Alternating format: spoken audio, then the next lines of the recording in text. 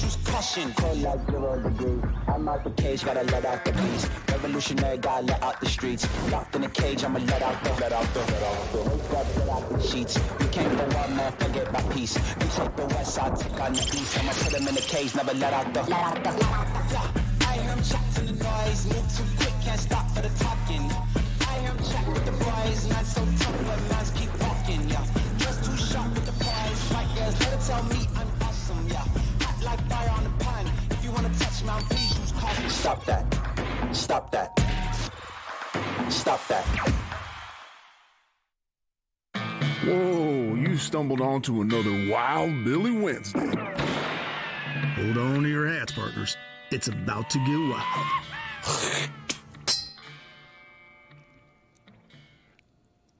Amin is ready to go. Is Zaz ready to go? I feel like Zaz is ready to go. More confident than I've ever seen him. Chris, you can take it up. You're the EP, Chris. Can you go ahead and take up with Amin why it is he's on his phone as we start the show? It was just funny. You're like, Amin's ready to go. And I was just like. Yeah, he's just still staring into his phone. He feels a little sluggish. Bill, you want to lure him out? We haven't really heard from him in a bit. Yeah, I've missed him. Where have you been? Where you been? Yeah. Traveling. Vegas. That too. Oh. Better with the wife or the boys? Vegas? Vegas is never a family trip. It's always a work trip. Dude. Someone claimed recently that Vegas is a better time when they're with their wife than their friends. I crushed it this weekend with my wife. It was amazing. Shows. I got some sleep. I ate good meals. Yeah. It was Chris that said that. Yeah. It was just, I'm telling you, it's a game changer. I never thought I'd say it. I think it all depends, right, on what kind of relationship you have. Yeah, if your friends are losers. Or maybe you've got a wife who's a go-getter or a significant other who's a go-getter. But, like, to me, Vegas is crystallized with there's no such thing as clocks and there's no such thing as calendars other than, like, that we have a reservation at 9. But, like, it's 1 a.m, let's go eat. People, if you're with people like that, whether it's friends or a significant other, then it's like you're in the wrong place. Like, there's no such thing as time. Let's go hit up this bar. Let's gamble. Whatever you do, it's whatever time o'clock it is. If your Grand Lux Cafe is 24 hours, it's a place for me. That's the pinnacle. You also look like that. If I go in there, that's what I'm going to see. It's going to be an ocean of 1,000 Codys. Is that a tabletop? 2 a.m. at Grand Lux. Yes. You got to do it at the bar, man. That's the thinking man's play, right? You don't get it. Wait for a table? No. Can I sit at the bar? I love sitting at the bar at restaurants. When my wife and I go out to dinner, we do date night every now and then. Okay. Sometimes you got to devote time to your wife, all right? Everybody knows this. And when we go out to dinner, I always want to sit at the bar. That's always my preference. She doesn't always let us, but that's always my number one choice. I'll say, hey, can we sit at the bar? Because you don't want to wait for a table or just because you like it there better? Well, that's part of it, but I also like it better. I like the way we're sitting next to each other at the bar, and I got a guy right there who's ready to give me drinks whenever I want my drink. There you go. And there's a TV in front of me that has sports on. Right. I love being at the bar. I think that's not the point of the date. I'm going to tell you right now. I'm going to count them out for you. Number 1, immediate seating. Number 2, service is a lot faster. Yeah. The food comes out faster. Hey, the menus are faster. Can you give me another Makers? The refills are fast. Everything. Number 3, as he said, television. Number 4, this is how you sell it.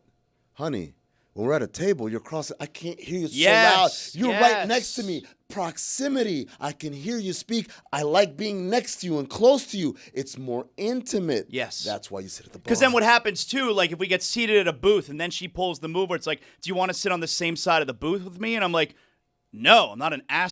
So, but if we sit at the bar, it's like, all right, we're next to each other and I get credit for that, you know? Do you think it's better to go on dates the way you go on dates or not go on dates at all?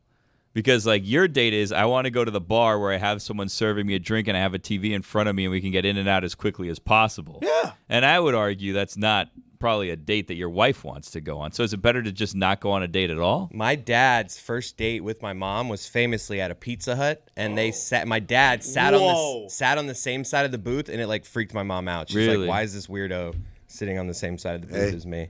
Look at the results, though. Yeah. Going to the Pizza Hut with a date. They do a pizza buffet? Oh, that's a boss move. I miss that Pizza Hut. Yeah. But one of the best things you can do is if there's like a bunch of fancy spots that you want to hit in Vegas, just on one given night. You can go sit at the bar, grab an appetizer and a drink from one, hop to the other, go sit and have your meal and a drink in another, and then a nightcap at the next one. And now you've got an opportunity to check out all those different restaurants that you wouldn't have been able to either afford or go to otherwise. Speaking of restaurants, I actually found it hard to find Coke in Vegas. Really? A lot of Pepsi. Like every place you go. Every place you go, know what? it's I'm Pepsi. going to have to kick Amin out for that. Like, he's been slow in this morning, and I'm going to have to kick him out for just not understanding what the hell's going on around here. Minor penalty, 2 minutes for not listening. It's not the perfect penalty. I'm going to get the penalties refreshed so I have the perfect penalty. Comedy. But I'm telling you, you'd think, like, Vegas, everywhere it's Pepsi. Everywhere. My wife's one of these people, after a night of drinking, she likes her lunch with a nice Coca-Cola. Yeah. Nowhere, every hotel in Vegas, I swear, restaurants, Pepsi. I don't drink soda. I don't know about any of that. Really? Nope. Your whole life? My whole life. Or you just stopped? No, my whole life. Why? Just we were never a soda house when I was a kid, and we're not a soda house now. Like my kids, they don't know soda. Really? Yeah. You want some right now? We have some here. Nah, man, I'm doing just. Do I look like I need soda? I'm doing just fine. You kind of have a soda drinker's body, though, without drinking soda. I mean, I don't know what that means, but I'm gonna take it as an insult. Whatever. If you said to me, I either drank a lot of soda growing up or no soda, I would lean the more. Who, for Zaz? Yeah. I mean, there's plenty of soda I've never tried before. I'm sorry to do this to you, but I did say Tony's the worst with words. And Go on. And Chris is the worst with words. What? I'm sorry That's to my interrupt. gimmick. I'm sorry to interrupt. I would lean the more. Like, I don't even know what you're saying there. Try it again. If I said you've either had no soda in your life or a ton of soda, I would vote a ton of soda. Boom, Why? nailed it. You just look like a soda drinker. All right. Yeah. You're wrong. Oh. Why not? If you already have a soda drinker's body, just indulge, drink some soda. Okay, first of all, I think I haven't always had a soda drinker's body. Okay, I've never even heard that before. I don't It's know a what thing. I've never heard someone say, "Wow, that homeboy over there's got a soda drinker's body." I have never one heard too. that before. I have one too. Yeah. This is why it's a little bit insulting. What It's you're saying. not insulting. It's just a descriptor. If you find it insulting, that's you judging other people's bodies. Dan, you've not heard me. that before. You've heard someone described as they have a soda drinker's body. I am going to be honest with you right now. And Don't tell me I have a soda drinker's body. No, what's going to hurt me about this, okay, what's going to hurt me about this is I don't like succumbing to the things sometimes that make Wild Willie Wednesday successful. But when he said that, my initial reaction was legitimately, that's one of the best insults I've ever heard. What's an insult? Descriptor. You have a soda drinker's body is not something I've ever heard, but it's absolutely an insult. I got one in sports. Dion Waiters. Oh no, Kyle Lowry. Yeah, that's Nah. a good one. I think Kyle Lowry's got an ice cream sundae's body. Okay, I don't believe we should be body shaming anyone around this here. isn't shaming, just descriptors. If you guys find it insulting, that's on you for receiving it that way. Just descriptors. Okay, I'm going to put it on the poll at Le Batard Show. Is it an insult to tell someone they have a soda drinker's body? How can it not be? Well, because I don't think of soda as healthy. I think of it as sugary, very and I healthy. think okay, maybe you mean a triathlete who needs a lot of glucose, but I don't think it's what you mean. I got one. Zasloh's softball teammate, Mike Lowell. That's right. You think he's got a soda drinker's body? Good body, but a soda drinker's body. Not super defined. That's good because we can't just keep doing chubby people. Like He's not playing, chubby. Like that's what I mean. You're playing the game well. Let's find someone that's not chubby. Justin Bohr drinks a lot of milkshakes. Chubby. right. All right, let me get Tony caught up here as he arrives and we find out whether Hey, Dano. he's been arraigned or acquitted. Exasperated. Acquitted as always. Yeah, I don't. Well, what I don't know. Glove didn't fit. Okay, let's turn it down just a little. Let's turn He's it down. hot today. You just got here, and we got a lot of people who are already doing show, and it wasn't our fault you were late. So let's settle down. Wasn't mine either. Okay, but let's just settle down for a second. Go ahead. And He's let me telling you to shut Let up. me see if I can catch you up, Billy. If you want to be my Tony translator, he's not good with words. We've already established it. So I'm going to try and catch you up here, Tony. First question, Tony. When you need exactly the right word to say,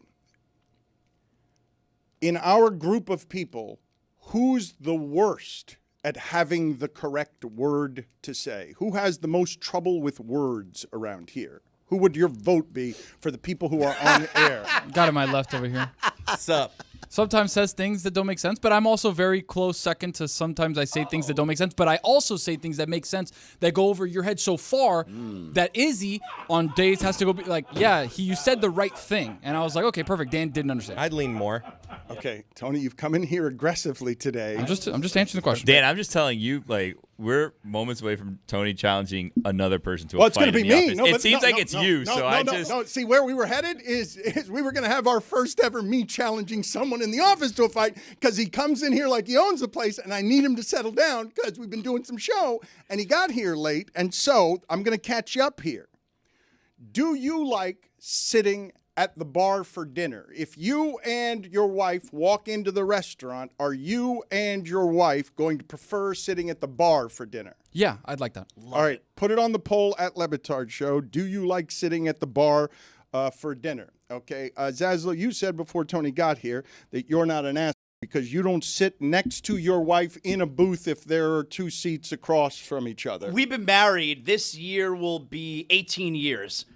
I'm sitting next to her on the same side of the booth. Come on. It's called romance. Try it. All right, so let me put this on the poll 18 at years. Le Batard You guys Show. broke up. You count that gap? or That was no? before we were married, playa. Oh, so 18 years of marriage. Yeah. Okay, I don't know. Some people celebrate their entire anniversary. I was 10 years in before I got married, so I lost credit for 10 years of a relationship. That's crazy, right? I don't know, man. I haven't devoted a lot of time to thinking like that. What do you mean? That you lost time. I'm saying in terms You're of... trying to accumulate hours with your marriage. I don't understand. Yeah, because like if I've been married for 6 years, coming up on 6 years this week, right? But we were together before for 10 years. Like you wish you could be able to tell people you were married for 16 years. No, I should get credit for being in a 16-year relationship, well, you not a should have 6-year proposed to her one. earlier. Sounds What like a bad job out of you. AM radio. I couldn't buy a ring. Oh, so it's about money, not about love. No, like for Well, they instance, do love money. when Billy gets to 40, we know that wives, come on. You better be careful. Wives is one thing. You say wives, that's one thing. That is a You completely better, you know what? fair You know what? Hold criticism. on a second, because he's getting too comfortable too. I need all of you to get a little less comfortable, just slightly less Fair comfortable. criticism. All right. We've got a penalty, 5 minutes, major asshole. I know it's a Wild Willy Wednesday, just slightly less comfortable. I talk fast. The words they come out wrong. Okay. Where does he rank on the list? Get your soda drinker's body out of here. He does have a soda drinker's body. He drinks like Coke heavy, not even zero, not even diet. Like, the best part is he just said he literally has never drank soda. it's a lie. So you're getting caught up. And Anything else, Dano? yes, there's much else. The more, as Chris likes to say. So put this on the poll as well. You got 4 seats in a booth. Are the 2 people sitting next to each other in 2 empty seats assholes? Because none of you guys do this. None of you will sit next to your wife in a booth. I'll do that. Romance. You should try it sometimes. Zaz doesn't drink soda, but is Zaz having a soda drinker's body? Is that an insult? Because Billy said that to Zaz and then said it wasn't an insult. Well, it takes one to know one. Billy has a soda drinker's body. He drinks soda. Like, there's nothing wrong with that. That's fine. I drink soda. No, but Billy's got a high school pole vaulters. Whoa. He had. Collegiate. Yeah. Collegiate. Excuse me. High school too, though, because that's how he started. He started But there. Billy- he had that. Yeah. Okay, wait a minute. So does Billy? No, because I think you don't think a soda drinker's body is soft. Yeah. I'm looking at Billy. I think he's a little soft. There's nothing wrong with that. Like he has, he does his Peloton stuff. His lower body's very strong, but the upper body needs a little work. Nothing I wrong with weighed that. myself 2 days ago, and it's the second heaviest I've ever been. Really? Yeah, second heaviest. What's the number? The number now? Yeah. Well, now I feel judgment's Well, coming. when was the It's heaviest? not the heaviest, so. Right now, I was at 203. Nice. It's not nice. When was the 200 heaviest? pounds, nice. I know, but I fancy myself, even though I'm taller, I've always thought like I grew up a skinny boy, so I've always thought like that's my body type. So like even though like I'm 6 foot plus, I think like I should be in like the 180s where I'd be like skinny if I did that. Same note too, bro. I was Yeah. a skinny person for most of my life, and then now when I look at the number, I'm like, that seems really heavy. Yeah. But I look at myself in the mirror and I see a skinny person, but then I see myself in a photograph and I'm like, oh, that dude's not skinny, man. Well, I have like body dysmorphia, right? Because like when I was like at 180, 190, I'm like I should like I could put on easy like 10 pounds of muscle, be like 200's like ideal, like if I'm fit, right? And then I get to 200, I'm like, whoa, this is like a threshold I'm probably not going to go back from. And then I'm not going to get back under 200. 207 was the highest. Wow. The thing is that when I do exercise and I put on muscle, I don't lose weight. I stay the same weight. So then I look at it and I'm like, yeah, I'm fat. The reason is because muscle weighs more than fat. Yeah. What do you think, Dan? Well, I'm a bit confused because I don't know. I don't have proper information. I've always thought you look like an athlete. You are an athlete. You were an athlete. When you crushed everyone in sprints, it's as good as anyone around here has ever looked athletically. We don't have a better photograph out here or a better athletic memory than you beating Amin and Pablo, pulling hamstrings, and Chris Cote, who surprised us. And you look muscular. You look like Thor. It's the most confident Billy I have ever seen. So I always look at you and I assume that you feel like you're in an athlete's body. So I was surprised to hear you say that you have body dysmorphia. And then I was further surprised to look in and see no introspection from you when Tony's saying you've got a soda drinker's body because you genuinely believe that's not an insult. Told you, descriptor. But because soda drinker's body it's absolutely an insult. He's saying you're soft. Saying you look like you consume something that is entirely unhealthy. Can I come to Billy's defense here? Yeah. By way of example, I don't think Dan has a soda drinker's body. I'm listening to you guys, and I'm just saying I've been fat all my life. That's an empanada body. Yeah. Now that, yes. You got nada to say here. You. Got all the above. Everybody. You were saying, I'm sorry. No, I was saying you don't have a soda drinker's body. I don't look at you, this guy consumes soda. You got a soda. Except I literally don't drink soda. Well, that's the other. So Tony, we have two. What's the more shocking fact? And you'll be fully caught up here. Whether this person has never, you know what? Not shocking fact. I'm going to say disgusting fact. Or what's another? Now I'm having trouble with the words. Number 4 on the list. Thank you say it and then I'll correct you. Yeah. All right. So these are the two things we have to put next to each other that I want to compare. Zaz has never had a soda in his life. Lies. Greg Cody's first date was with his wife was at Pizza Hut. But it was a different. How old were they? Yeah, and we also have to put things in perspective. What Pizza Hut? That's not the Pizza Hut that you know now. Yeah, that was a classy place. Yeah. That was a restaurant. You guys remember when Wendy's used to have a salad bar? I do. Inside? That was a proper restaurant. Of course. Yeah. Proper society. How old were they when they went on this date? This was college when they first met. It's understandable-ish. By far, the standout of that story is not that your father took your mother to a Pizza Hut. It's that on the first date, they sat on the same side of the booth together. And it creeped her out. Like, to this day, As it should. She still makes fun of him for doing that. Romance. You should try it sometime. You guys are saying that Pizza Hut was a classy place. You're saying that back when they served prime rib in first class on airplanes. And you could smoke. You guys are saying that Pizza Hut, because in my childhood, I went to Pizza Hut. It was the big reward. That was money in my childhood. What a place. But it's not because I thought it was classy. Dress up? No, there was a buffet. Like I don't think of any place classy having a buffet. Do you? Whoa, Fogo de Chao.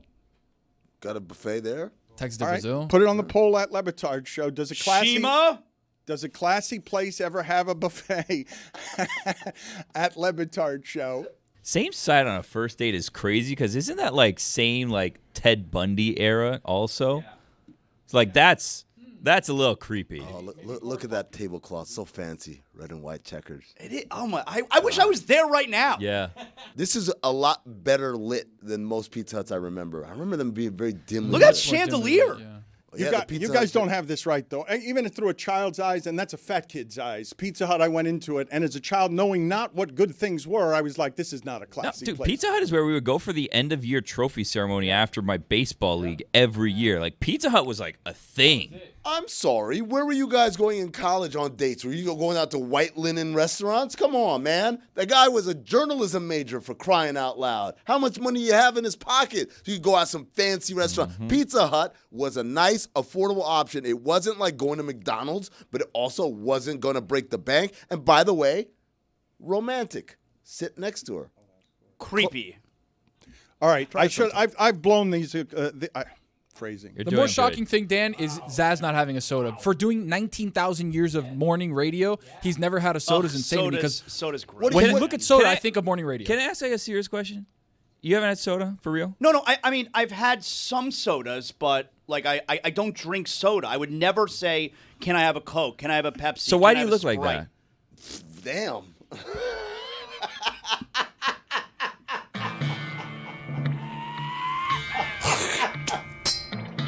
So I'll be honest. I'm rattled because I'm scared because now Billy's the one getting confidence, and I don't know what to do with it. Like it's a creature I have not experienced in 20 years, and so just blurting, I got body dysmorphia, and sitting next to Tony. So I'm just confused by what's happening here. I have what I think is our best nomination of a world-class athlete with a soda body. Bartolo Colon. Better than Bartolo Colon. Oh, okay. That's a flan body. Patrick Mahomes. Yeah, that's a good. Actually, what?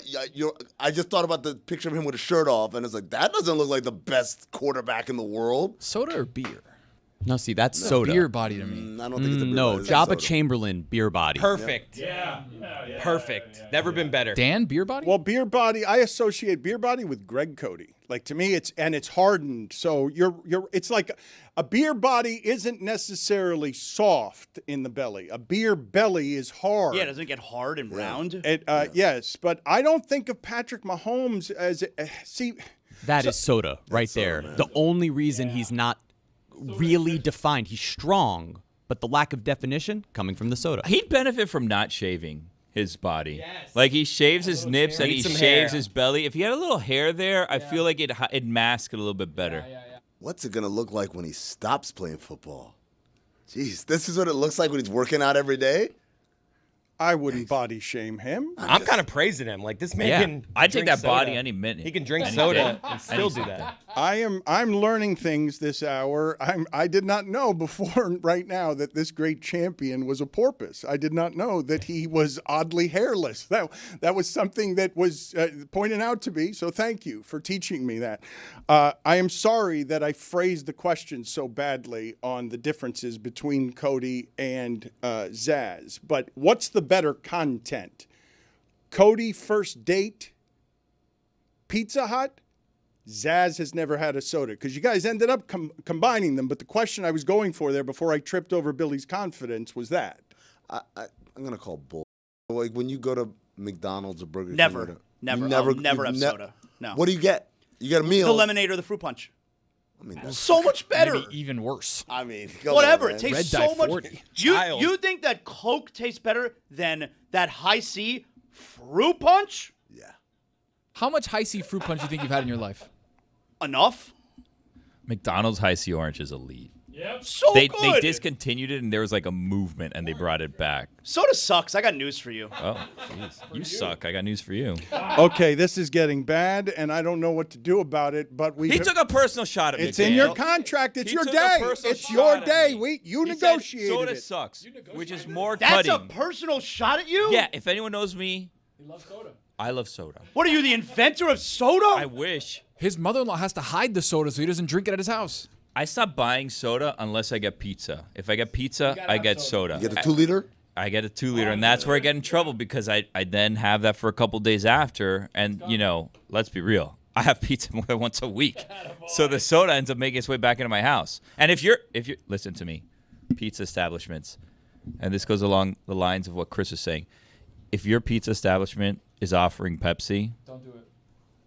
respect to the Pepsi people out there and the Pepsi Corp if they're going to sponsor us or if they don't, whatever. But I will go out of my way to buy Coca-Cola elsewhere. Really? I will make multiple stops if I have to. Really? Yeah, multiple stops if I have to. Pizza Hut is the Pepsi kind of. They're in the family, the Frito-Lay family. So I'll have Pepsi if I must, Right. but if I'm ordering pizza, I'm a big takeout guy. Like I'll order it and then I'll drive up. and I'll go get it. It's Yeah. quicker to me. Yes. Saves me a couple shekels. Even though I then go out of my way and I pay them a tip anyways, which is a whole Well. I'm giving them like 10-15% when I'm doing, the majority of the Yeah, exactly. of the effort there. All you have to do is do your job. And then depending on where I go, like then I'll pull into a farm store. Do you guys know about farm store? It's not like it's not a national chain. In fact, it's barely a local chain anymore. They've been closing around left and right. There's florists now that, occupy old farm stores. It's like a drive-through convenience store, basically. I'm sure you have some. You don't know about farm stores? Just No. not farm stores. No.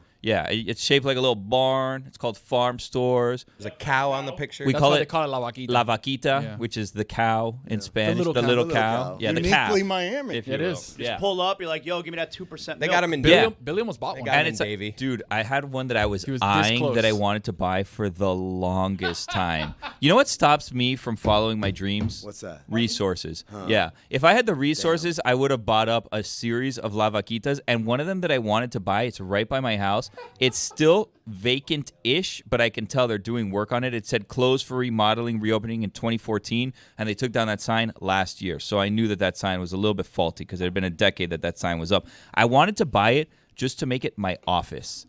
So like if I was doing Zoom work, it was going to be from inside a farm store that's down the street from my house. Like your work office would be farm stores? Yeah, it'd be closed to the public, but it would be a farm store that I have taken over and made into a little mini studio That's for a me. stupid idea. No, No. it's a great idea because this is Thank what you you. could do. You Drive-by can have meetings. guests come through the drive-through. Yeah. Who do we have today? Oh, it's Izzy Gutierrez, and he's in his car, and you just do the whole interview like that. The problem is I live in an elderly area, so they would not have respected my drive-through. They would not have respected my parking spaces that are there for my thing. It's right next to a Sedano's. It would have been an entire disaster. But the point is I go out of my way to buy a Coca-Cola. So if I go to this one chain, right next to it, there's a farm store. I buy a Coca-Cola. They sell it to you for like $6. It's like insane prices at farm stores because they sell you the convenience and the fact that it's cold.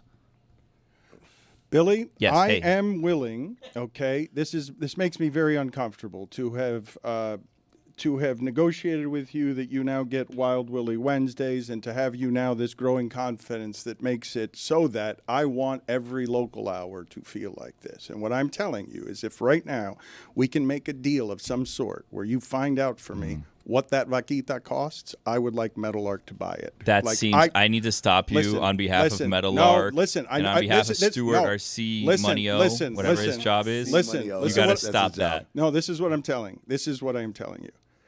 What you just mentioned is such an integral part of my childhood. I don't believe these stores exist anywhere else. That I loved so much. It seemed to me. Did they ever exist anywhere else? Look, I don't know, but when you said I think the business model does, but not that chain.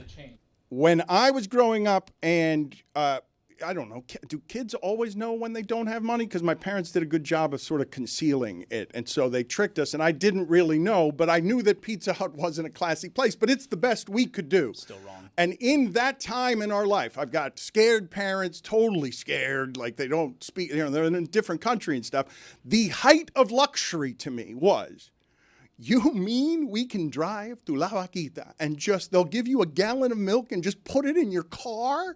Like that I don't believe that there are tiny drive-through grocery stores like this all over America. Maybe there are in small town America. I really don't know. But I've always thought of La Vaquita as something that only I've ever seen here. And I would love to buy one of those. And so what I'm telling you is... It's hard to get one. I'm telling you, one of them now is a florist. That's where I got my sunflowers from. Drive-through? Yeah, well, no, I have to park and get down to get my sunflowers. I like to close the pick drive-through when I buy part. my sunflowers. Everybody knows this about me. When I buy my sunflowers, I like to pick them out myself. We got to find out what this costs. If Metal Arc Media can turn that into a Vaquita Studios for Billy Gill, like that is something that I would love to do. God bless football living out of La Vaquita. One on US1, by the way, for me, if you want to do that. How many of these are there? Like, I thought these were dead. I've never seen one again. I only saw them in my childhood, and they were not luxury. I passed by one on Hallandale. Okay, so is it still open, like functioning as I a think farm so. store? Yeah. Some are still functioning. Others you can tell used to be They used to be everywhere. You can tell. But now you can tell this used to be a farm store. It like a Pizza Hut. Like you can tell what used to be a Pizza Hut because of the distinct shape of the roof. Right. And most of them kept that roof and just painted it a different color. Yeah, because that was class. Like if you see, there's an IHOP by me that turned into a bank. And I was like, yeah, that used to be a bank. You know what a lot of banks are turning into now? I don't know if you guys have caught on to this, and I don't understand what's going on. Restaurants. Dispensaries. There's a lot of former banks that are dispensaries, and someone told me it's because of the vault. And that's why the dispensary goes and buys old banks, because then they have the vault. It's also the same model of like you walk up to a teller and there's like a bunch of different people that are serving you. I've heard. So I've heard. Whoa! Imagine using that as a bong. Jeremy, would you do me the favor, please, and just, I don't know how hard this is going to be, but I'd like to know what one of those cost, and I also would like to know, what the Vaquita near Billy's house, I want to know what one of those costs, because these are tiny pieces of real estate.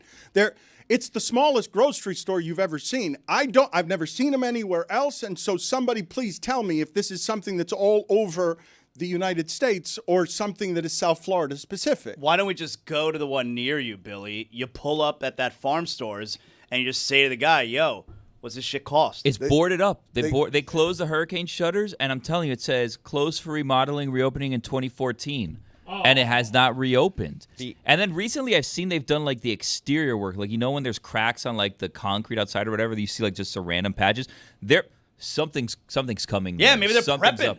So, not for me. According to the farm store website, it costs anywhere between $230,000 and $571,000. That's quite the range.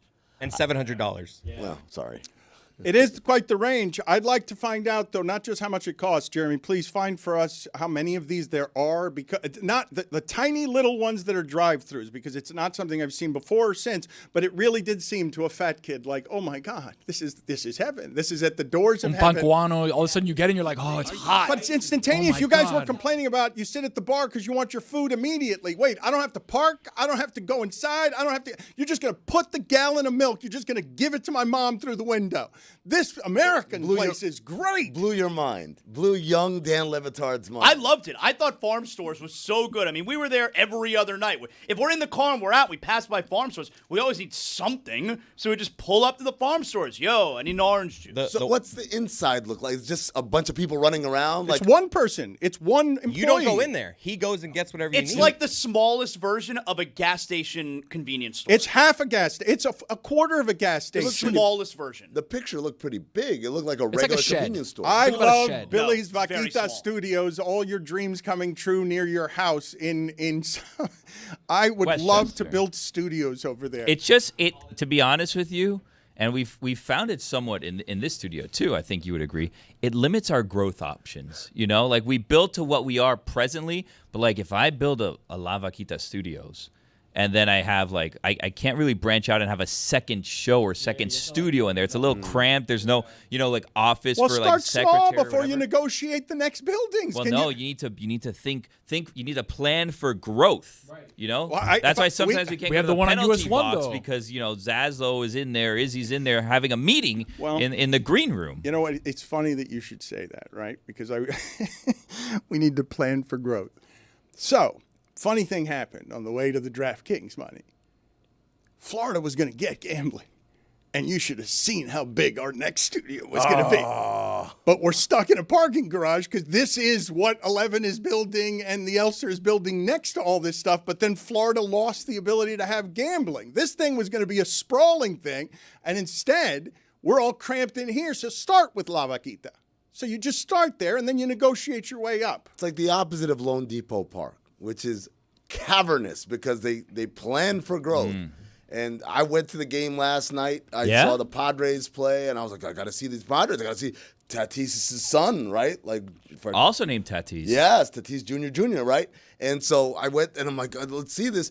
And I was staggered by just how big and empty this building is. You never been there? I've been there before, but I don't think I never sat in the seats. We went to a game where we were in the suites, box, yeah. in the box. So it's a different experience, right? But sitting in the seats where I'm looking at a full row in front of me that's empty, and I'm looking at whole sections that's empty, and I was like, wait, the Padres are good. This is a good game, right? This isn't like going to go see one of the worst teams in the league. This is a pretty good team that's from the West Coast or whatever. I thought there would be more people. You think if you're like, oh, it's my one chance to see the Padres?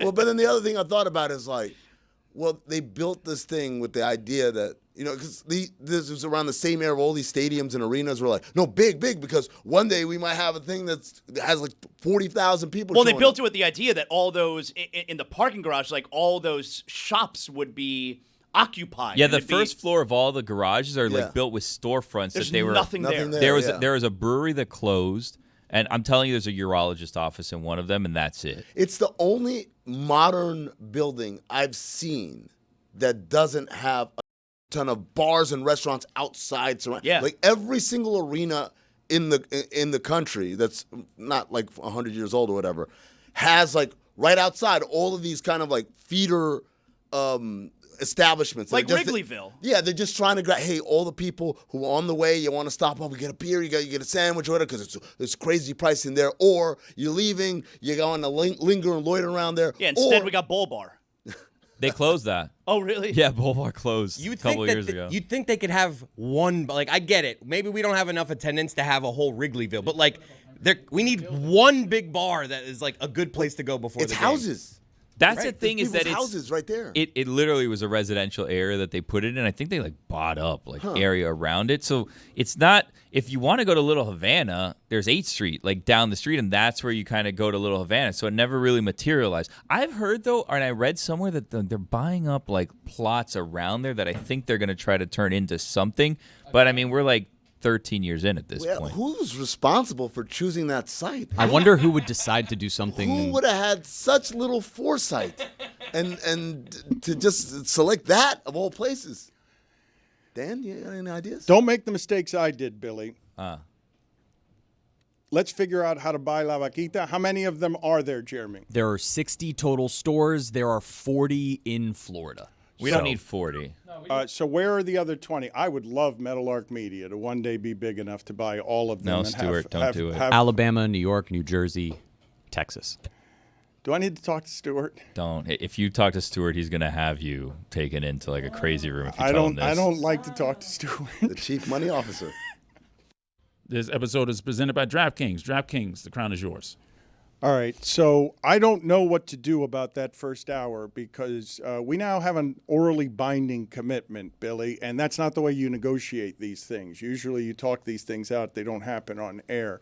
Well, you did this once before where you said if I have another kid, I'd get a raise. And then I thought we were just joking. And then like weeks later, you're like, so where are we on this kid? And I was like, that was just like a bit we were doing. I didn't think that a raise was coming if I had a child. I don't think. And you kept saying it's orally binding, and like I don't think that's how it works. Okay, well, it is orally binding right now. I'm a lawyer. I think that is how it works. Thank you. Well, okay. You're a judge.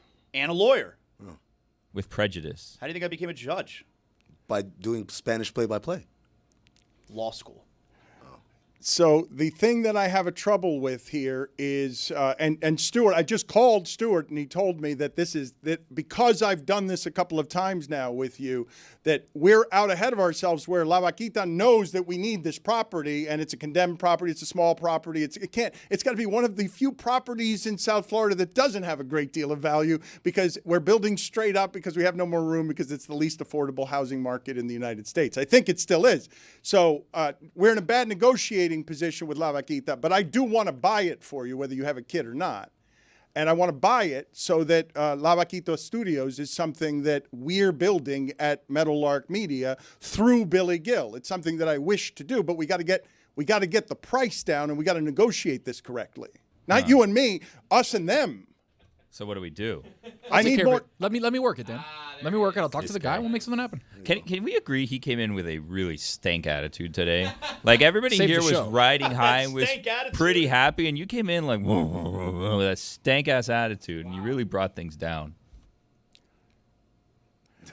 Well, it's a Wild Willy Wednesday. He's never wrong on Wild Willy Wednesdays. He get gifts from Dan if he has a child. Dan wants to buy him things. Like I don't know what's going on here. We need to talk to Stuart about other things. By the way, he's got seniority over you. It's not about me. It's not about me. You Dan. report to me, son. I do not report to you.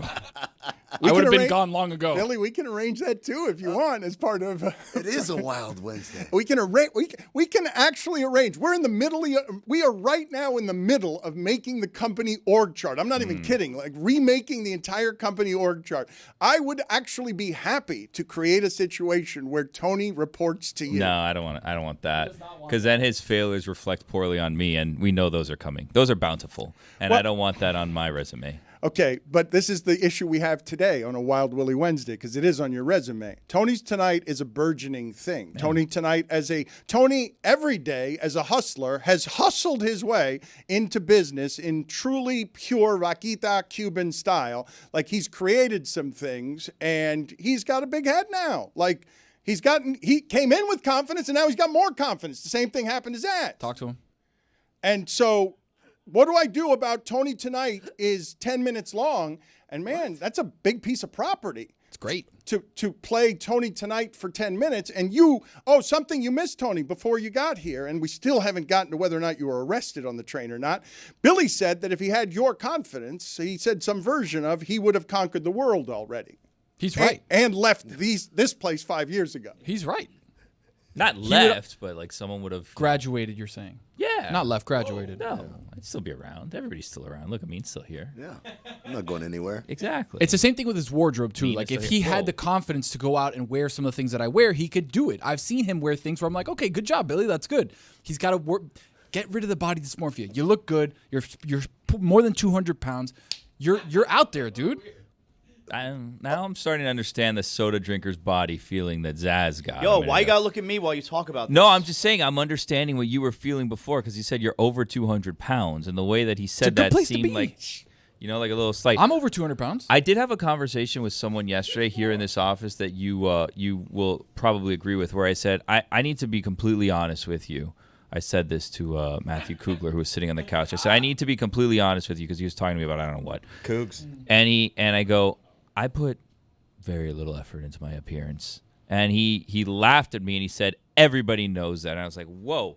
Like, I thought I was confessing something here, like an insecurity that, like, I didn't really try in my appearance. And it turns out everybody here just knows that I'm a bad dresser.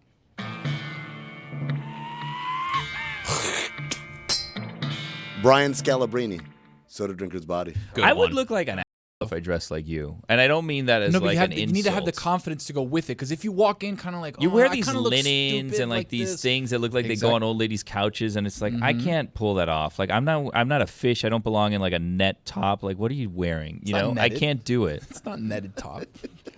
Billy, anytime I've seen you dress up nicely. Oh, I clean up well. But that's also I think that we've said the story on air.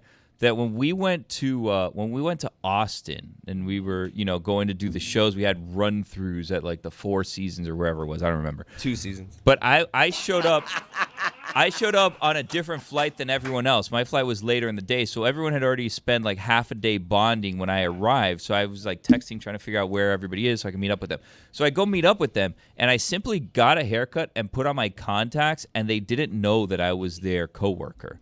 Nobody knew who I was. They didn't recognize you. They didn't recognize me.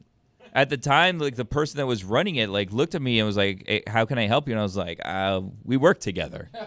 And they're like, "Oh, I didn't even recognize you." So like I clean up well, but it's because I come from such a like layer of normalcy there that if I do really anything to try to not look, myself, I'm better.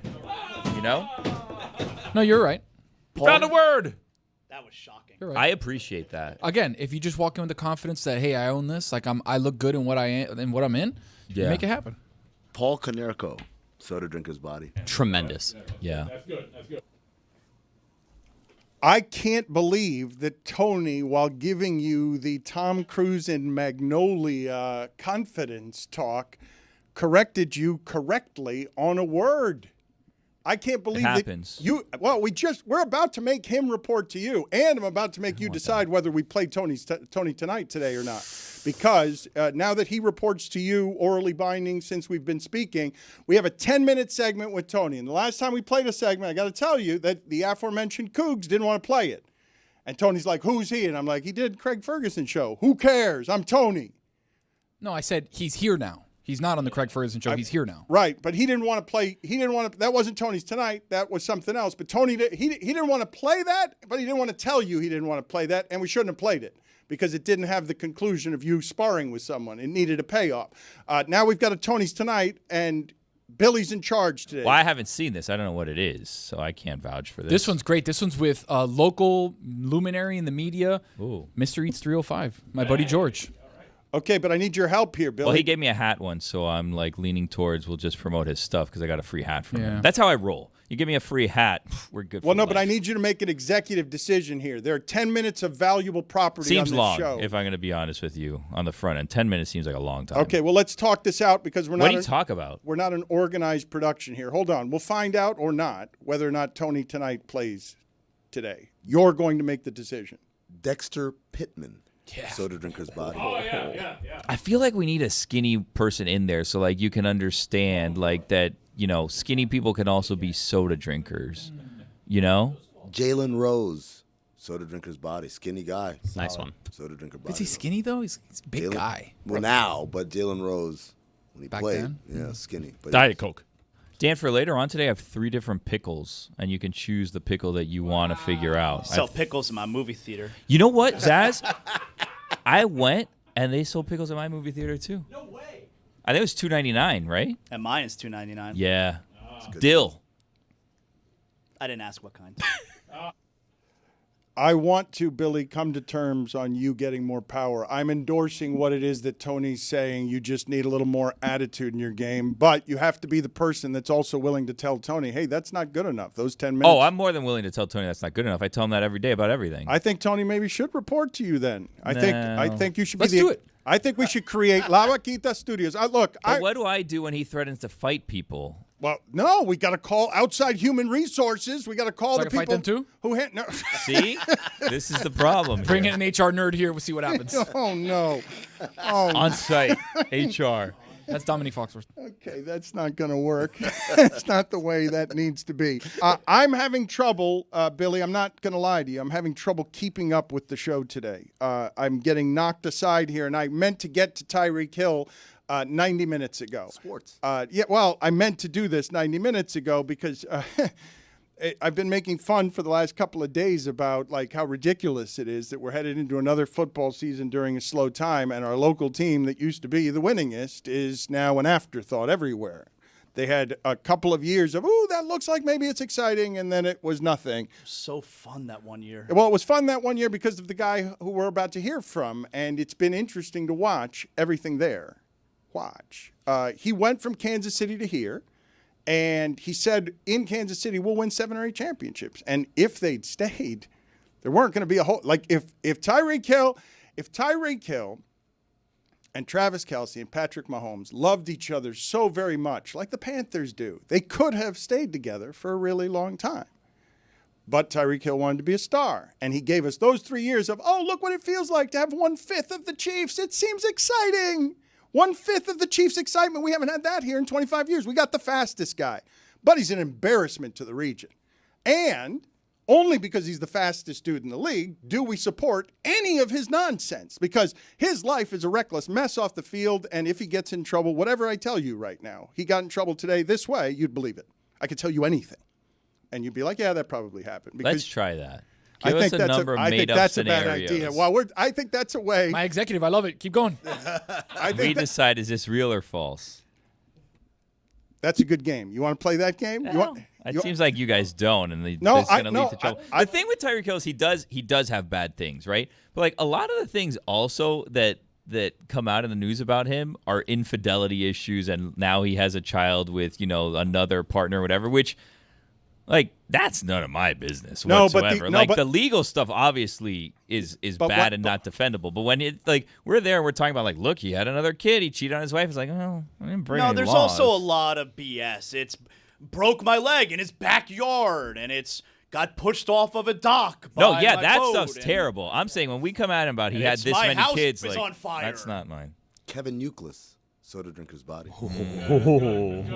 I'm kind of out on all of this Tyreek Hill we got yesterday because it's just he does it every year. He shows up to spring training and he says it felt just like Jimmy this last camp for the Heat. I'm going to say all the right things, and then as soon as something doesn't go my way, I'm out with this. As soon as Tyreek has a game where he has 3 catches for 40 yards, he's going to be mad again. Like, he's trying to do this. We could play this sound where he's just, I have to be a better. He says all the right things, and it just means nothing. Say it after a bad game. I think the only difference right now between Tyreek Hill and Jimmy Butler was Tyreek Hill actually said he's quitting. Like, we were assuming that Jimmy Butler is quitting during games. Tyreek Hill actually said, I quit during the game. I'm sorry, did you say he showed up to spring training? Yes, he did. He's playing baseball training now. camp. Did I not say training camp? Words. No, I said camp training. with NBA. You said spring It's training. fine. I apologize. I didn't want to everyone. correct him. I would and want to, but I am struggling because I want our company to build studios for Billy Gill at La Vaquita. I should have not said that. I feel like now you're going to get caught up on this, and it's going to kind of distract from what we're trying to accomplish. Yeah. Okay. I didn't intend it, and now here's the thing. If I wanted to buy that on my own, now I've started a bidding war, so I've really done a disservice to myself, which I don't know why I did that, because I know Stuart's never going to approve this. Billy, here's the thing, though. All you got to tell the owner is, look at this big company trying to buy this thing. I'm a local guy. I want to do this for me. I want to do this for my family, for my community, grow the roots. All of a sudden, they get weeded out. You get a lower offer. Bam! You know what I've learned from when I was buying a home? They usually don't like the woe is me story where I'm offering less. They're going to take the most money from whoever it is that offers it to them. No, you got to play the local angle. You say, hey, look up Metal Arc Media. Where's their headquarters? New York? Do you want those big city assholes? Yeah, city slickers. Yeah, no, man. Keep it local here. I'm a local boy. Yeah. Born and raised. Born and bred. Generations. Yeah. Keep it here in the family. That's how you sell yourself. Okay. I believe we should crowdsource this to our audience and see if they want to rise up and buy this for you in a very difficult time. See if they buy it for you. I'll leave it alone for the moment. Go fund me to buy La Vaquita? Yeah, I want to figure out how to buy this. I'm going to leave it alone right now. But I do want to offer an apology for yesterday. We were talking about boy bands. There was a lot of menudo. There was a lot. What are you shaking your head about, Jerry? You guys really did a bad job on that conversation. What? Oh, sorry, we didn't mention O-Town. This is NSYNC. I can't believe the way that you guys skipped over NSYNC. It was unbelievable. No, we acknowledge. No, you just sort of threw them to the side as if it's a conversation about New Kids on the Block and Backstreet Boys. You obviously weren't listening. I was listening. He was obsessed with them. It was ridiculous. We dismissed Zaz, and we were like, it's clearly NSYNC and Backstreet Boys is the top two. Yeah, but there was not even a debate about whether NSYNC was ahead of Backstreet Boys when clearly they are. If you're someone who's 30 or under, you don't even. First of all, you don't even know New Kids on the Block. They didn't even make that type of Okay, impact. great. They So might have started anything it. before 1990 didn't exist. That's Well, what if you you're go saying. right now, you guys started doing record sales. Go to Spotify right now. What are the most streamed songs? What do people actually listen to right now? What are the ones with lasting impact? I Want It That Way. That's the biggest song of any of them. Who cares right? about the number of streams? Someone yesterday made up an artist called Diplo and said they're popular. I mean, who cares? What conversation are we having? Look at who we're talking to. New Kids on the Block did have a Saturday morning cartoon. Now, I don't know if anyone wants to have this, but I am ready for a Backstreet Boys versus NSYNC debate. I think the difficulty is that Backstreet Boys, because none of them could be capable of going solo, they're deeper. They're still. Justin Timberlake, if we were drafting the two bands, hear me out, it would be Justin Timberlake first from NSYNC. The next 4 picks. JC Chazé was great, dude. Dude, Nick, Brian, AJ, and Howie and JC are close. Donnie Wahlberg's ahead of all of them. Howie's a great voice. JC is a tremendous. He was a massive flop. The bottom 3 of NSYNC are just like nothings. How dare you say that about Joey Fatone? Cisco had a great single. Joey Fatone is not only all over Impractical Jokers. He performs at Epcot, Joey and Friends. But also, I don't know that means he was a good singer, That's though. hard times, dog. Hot Dog Impresario, too. Can I tell you an idea that I had of me that I think only you would appreciate, and I'm glad that I didn't follow through on it? So you know how there's all these podcasts that are like watch-along podcasts, and they rewatch like old shows, and then they break down the shows? Are you familiar with this concept? Yes. Okay, good.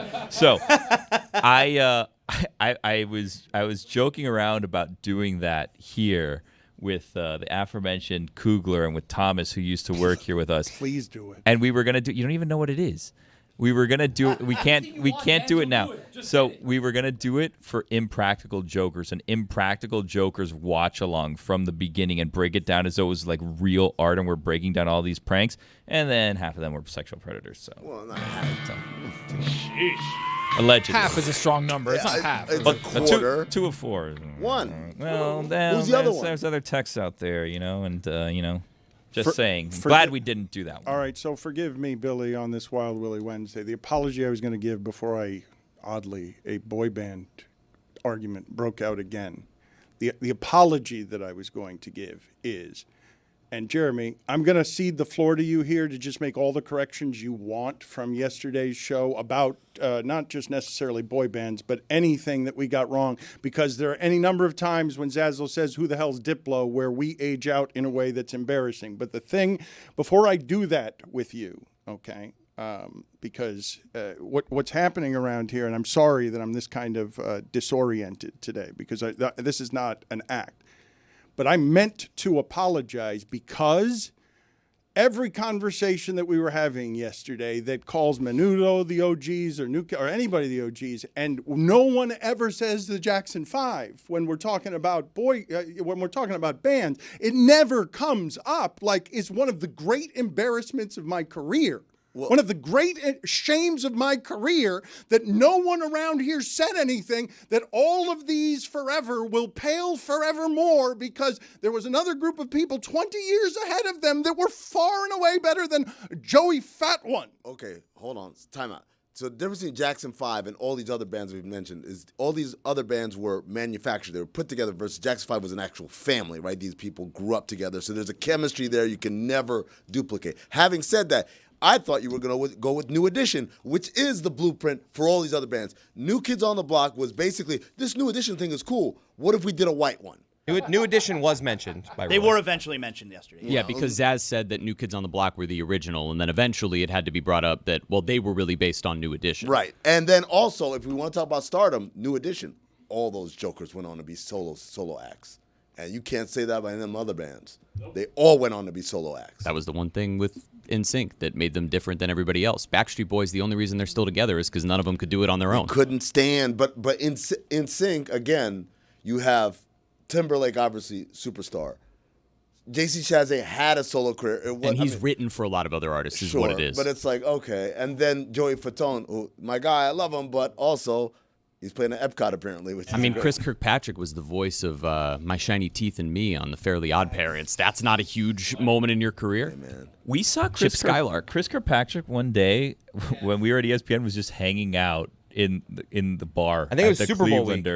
No, it wasn't Super Bowl week. It was just a random week. He was just hanging out there with friends, and we sent multiple people down there to go do a pass. For sure, we were caught to do a pass for I think that's Chris Kirkpatrick, and he was wearing shorts. So then we started comparing tattoos, pictures we could find of tattoos on his calf to see if it was him. Turns out it was him, just hanging out there with his friends. We were all too embarrassed to talk to him. The crazy hair going? No, not anymore. No, toned down. Tony, no way that you're too embarrassed to go talk to him in that situation, right? I don't know who he is, so yeah, I'll go talk to him. No, but I'm just saying. No, but I'm saying, would you behave the way Billy said? I don't have the reference for Billy's. This is his thing. He's too cool for everything. No, I just don't know who that is. You don't know who one of the members of the biggest bands of all time is? I don't know if it's Backstreet Boys or NSYNC. I don't know which one it is. Okay. Can you tell me? No, I'm not indulging you in this. We'll talk about this at your mid-year review. Okay. Billy, I want to turn that. He wants me to know bands I don't know? What do I do? No, the question I was asking you, Tony, is if you would behave that way around anyone that you admired. You're hiding around them. You're taking pictures of their tattoo. You're trying to make sure it's them, but then you never get close enough to actually talk to them or have an exchange. You just have the story of photographing their ankle. No, I've been known to go up and say hi. Dan, there was one time where we were at Sandbar. Yeah, there was one time we were at Sandbar, Dan, back in the day, and I went up and I said hi to you, and I said, hey. Oh, wow. Respectfully, Dan is no Chris Kirkpatrick. Okay, but if I don't know Chris Kirkpatrick and I've seen Dan on TV my whole life, that's the closest thing I have to somebody who's famous. That doesn't feel respectfully. I just want to say that right now. He's no Chris Kirkpatrick. You remember this event? Probably not. I don't. How old were you? This was I'll look it up. It's on my Instagram. Hold on. Did you know your dad? You just said hi to your dad's friend. Yeah, but not my dad's friend. I've never met Dan before. I just saw him at a Sandbar, and they had an event, and I was like, let me go say hi to Dan, and there was. Can I bring something back for a moment? Please. I think, and I'm saying this as a compliment to Tony, because I feel like it won't be getting beat everybody. up. I think Tony probably goes on the best dates with his wife out of everyone here. Thank you. No need for that. He's right. Zazzo's dates at a bar dates. We could agree on that. And it's good for me. I don't know what you're talking about. Well, that's the attitude that led to the breakup. Probably it's good for me. I just did Backstreet Boys. I mean, jeez. He went, but you went to Backstreet Boys because you wanted to see Backstreet Boys. Fair. Tony, I feel like him and his wife actually go on dates. They dress up in their linens and they go. They put on their heels. They do all of that stuff. Yeah. And they still are very much in love. Not that I no date one my else wife. I date my wife, Yeah. guys. Get on Tony, board. when you go out with your wife to the restaurant, do you sit on the same side of the booth? Never. With her? Because we're normal people. Do you pull her chair out when you sit down? I try to. Nice. Really? Sometimes the places we go to, the waiters will do it for us. It's just inconvenient sometimes. It's I gotta walk. Do you guys not do that? I've done it. Shut up. Nah. I've done. You don't take your wife on dates? I've done of it. I see Tony on a date with his wife at the Cole concert. That's right. Yeah. I believe I'll probably beat Tony on Most Romantic, but we'll have a game show about it at some point, and we'll figure out how to. Who's your sunflower guy now that we're on the subject? I don't know what that means. Oh, okay. Never mind. Sunflower plug. You don't have a sunflower person for when you get your wife sunflowers? Told you mine before. Romance. I'll give you my sunflower guy. Don't worry. Look it up. I go get my wife sunflowers. In a field? I didn't realize what you were asking me when you said who's your sunflower person. No, I go to get them from Whole Foods. Is that what Flower friends? Whole Foods. This guy. Do you even know what love is? So they're not good flowers at Whole Foods? You gotta go. You gotta have a plug. You gotta have a guy. You go to maybe in the La Vaquita, a former La Vaquita. There are people that look down on grocery store flowers for some reason. I don't understand that either. Who knows where I get my flowers from? I go to Publix. I get flowers. From I my take wife. off the. I take off. You know where they have good tulips? Where's that? Target has good tulips in tulip season. You can go there, get them at an affordable price. Then you go into like the craft section. You go buy your own ribbon.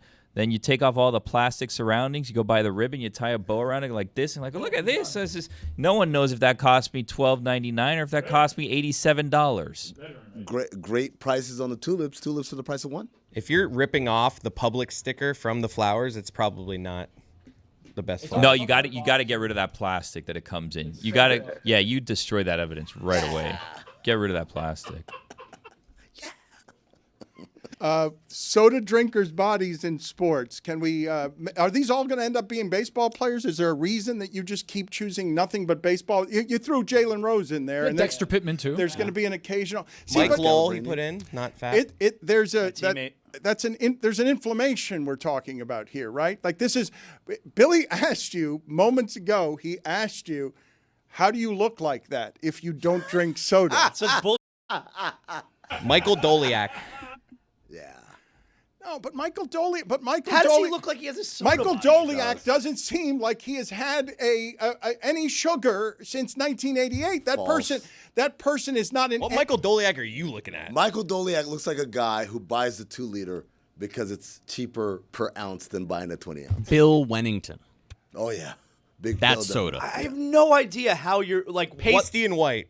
The criteria is.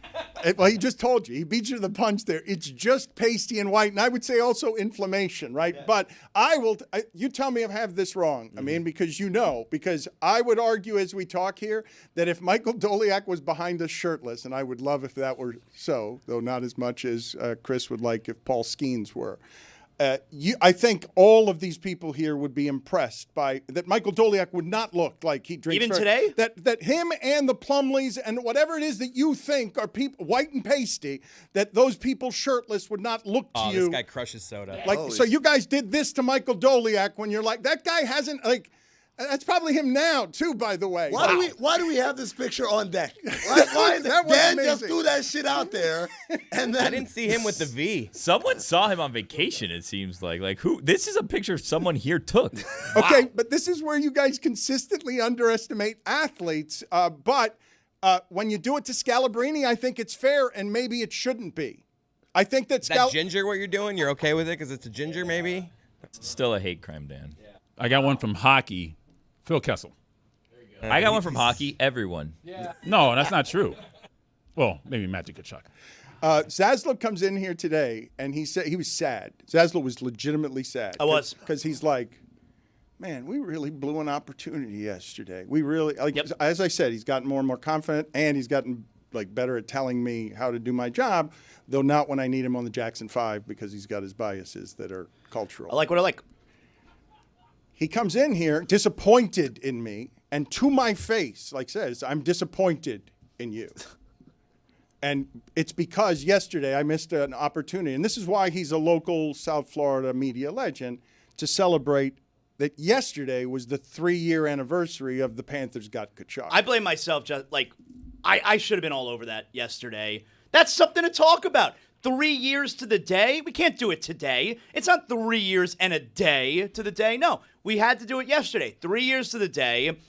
Maybe the greatest trade in the history of South Florida sports. Also, the 3-year anniversary of Chris Whittingham abandoning the Panthers. Yeah. Jesus. It's an all-time loser fan move. God.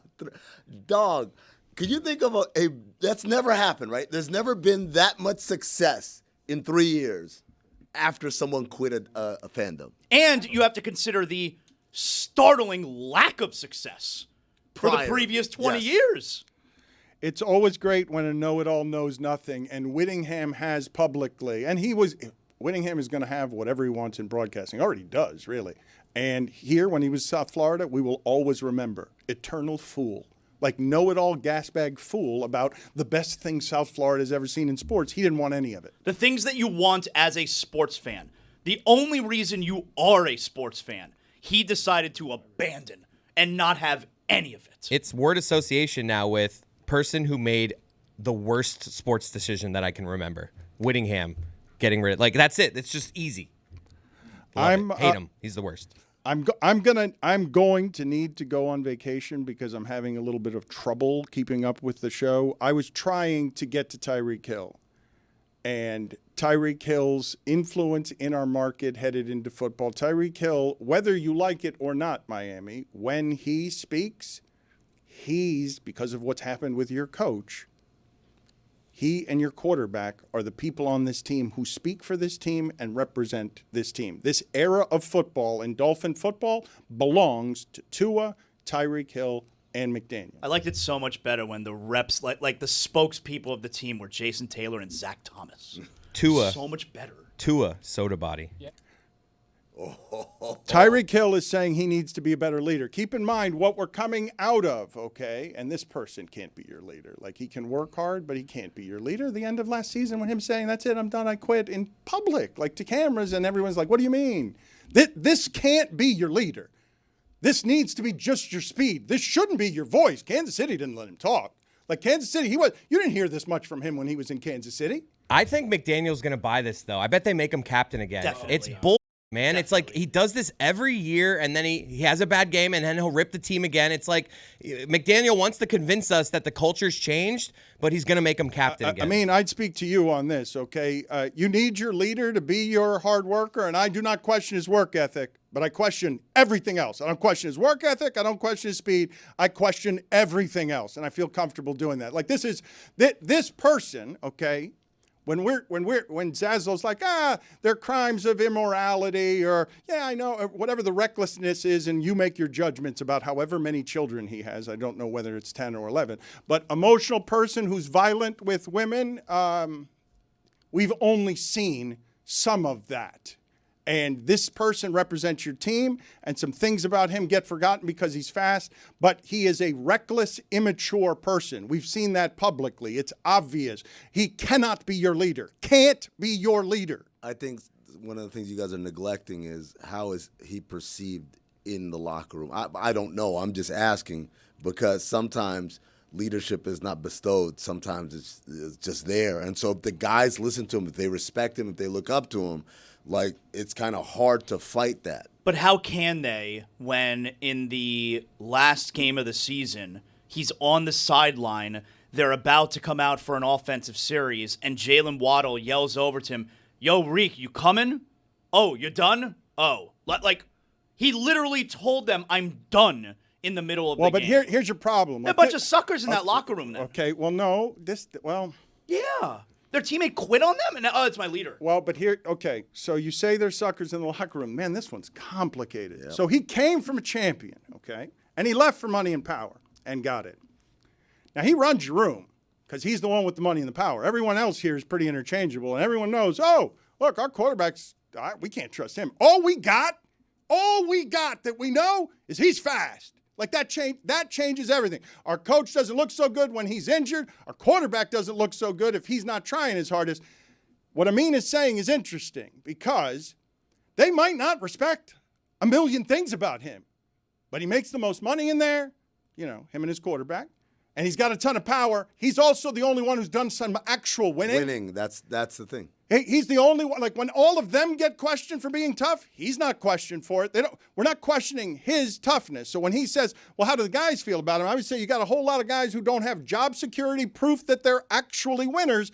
And that's the guy that's at the top of the food chain as their most famous, important person. But they also did plenty of winning without him in Kansas City. Like, as soon as he was gone, they didn't really lose a step, and they actually have done more winning without him than they did winning with him. Like, honestly, if you're a Dolphins fan, I don't know how you can want anything but them having traded him already. Like, they should have gotten out from the Tyreek Hill Oh, it's really business not already. possible, though. It's like the cap hit, the dead money would be so huge if you traded him. Like, it's not worth it. You have to just keep him. Well, you won't get something fair in exchange for him, right? But I think the most productive days of Tyreek Hill are behind us. Do you not think that? Like, I think the Tyreek Hill window the Dolphins window in general with this team is probably closed somewhat. That is such. I mean, you might be right, and that is such a disgrace. We'll always have that Ravens game. I remember watching that on TV. We had like I ordered a Tua games. jersey because of that game. That Dolphins Ravens game. That one to me was. I know there's a game where they scored 70. No, the Ravens game. The Ravens game was the pinnacle. They were down like 3 touchdowns at halftime. Yep. Roy went to the movies. Didn't see the game. I know I'm thinking of it through the Dolphins prism, but there has to be another example of a team having such a small window of being good. The Dolphins, what did we have? Like we had the best offense of that, and then everyone got hurt at the end of the year. We lost in that, but that one year, Dolphin fans were like, "We have Mike McDaniel." There was 3 and seasons. It's done, and there was 3 seasons. But there was the first season, and then there was the injury with Tua. Then there was the second season. And that was it. It's 2 years. Yeah, I guess. Even that first one, we weren't convinced yet. Like, it was really just 1 year of like, we are good, and then it's gone. And I feel like, what other team had a 1-year run of being good? It's bullshit. How we'd arrived. I was like, I waited my whole life to be good, and it's done already. The Rams had a small window, but then won the Super Bowl. What do you guys make of like the reports, I guess, like former Dolphins that come out and kind of take shots at McDaniels, basically saying like, yeah, he doesn't run a tight ship. Like, there's no structure there. People just come and go as they please. They do whatever they want. Like, that's a problem. I like coming in here and having rules to follow. Yeah, because that's probably accurate. Everyone was praising him for that. Like, oh, look at him. He's a different guy. He comes in here. He has his meetings at, 25 past the hour because it's been 25 Tell years. Marino we're going to break all your records. Yeah, he goes around. He has the shoes with the tags on them still. And then, the capris and this and that. He's going to Heat games and sitting courtside a lot. Living his life. He loves his wife and kids. Like, what is this guy's thing? Where's the shirt at practice? I wish it were colder. Yeah. And then we're getting frostbite. Sunglasses indoors. Do you guys realize what a ticking time bomb this is? When Zaslow is talking about disgrace, we haven't even started with the disgrace. I'm looking at what the Chiefs have been for 10 years, however it is they got to that kind of excellence. And Tyreek Hill, almost like a caricature, like a cartoon, like a stereotype, comes and gets the money and the power of breaking away from team, and now you're going to try to rein him in when all he's known is success, and it's just so easy to lead and get along when everything's good. When everyone's healthy and fine, it's just so easy to do.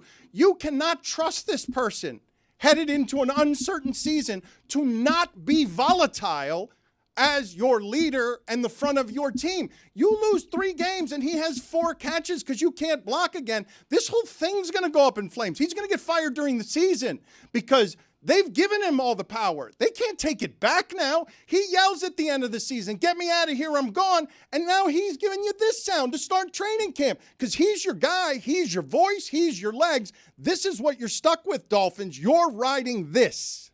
My whole life, man, I've always been a competitor, dog. My grandparents raised me that way. I enjoy winning. I mean, I know how to lose, but in those moments like that, I need to be better as a leader, and I realized that throughout this whole entire offense because ever since me and my family got here, this fan base has been special to us. Showing up to like different engagements. Whenever we meet people in the community, they've been great. So as a leader of this team and also as a leader of this community, I just need to be better in that sense. And then just know like there are like a ton of like little kids that like look up to me as a player, as a role model. So I just got to remind myself of that, you know what I'm saying? And then just take hold of that and then own it. So.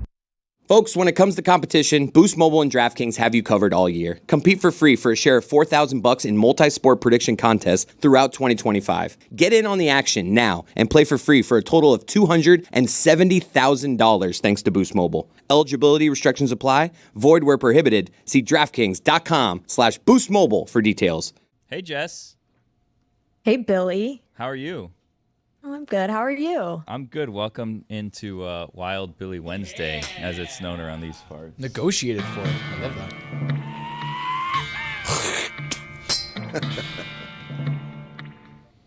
I love Oh, I thought there was more. Okay, so anyway, so Amina's in, Zazzle's in, Tony's in here, Chris is in, Jeremy, Dan's in here, Roy's in, and we're having a good time. I don't know if you've been watching the show today, but we have a number of things to get to and a number of things that we've gotten to. So I don't know if you want us to throw you a topic, if you want to give us a topic, but I can catch you up on what we've talked about so far.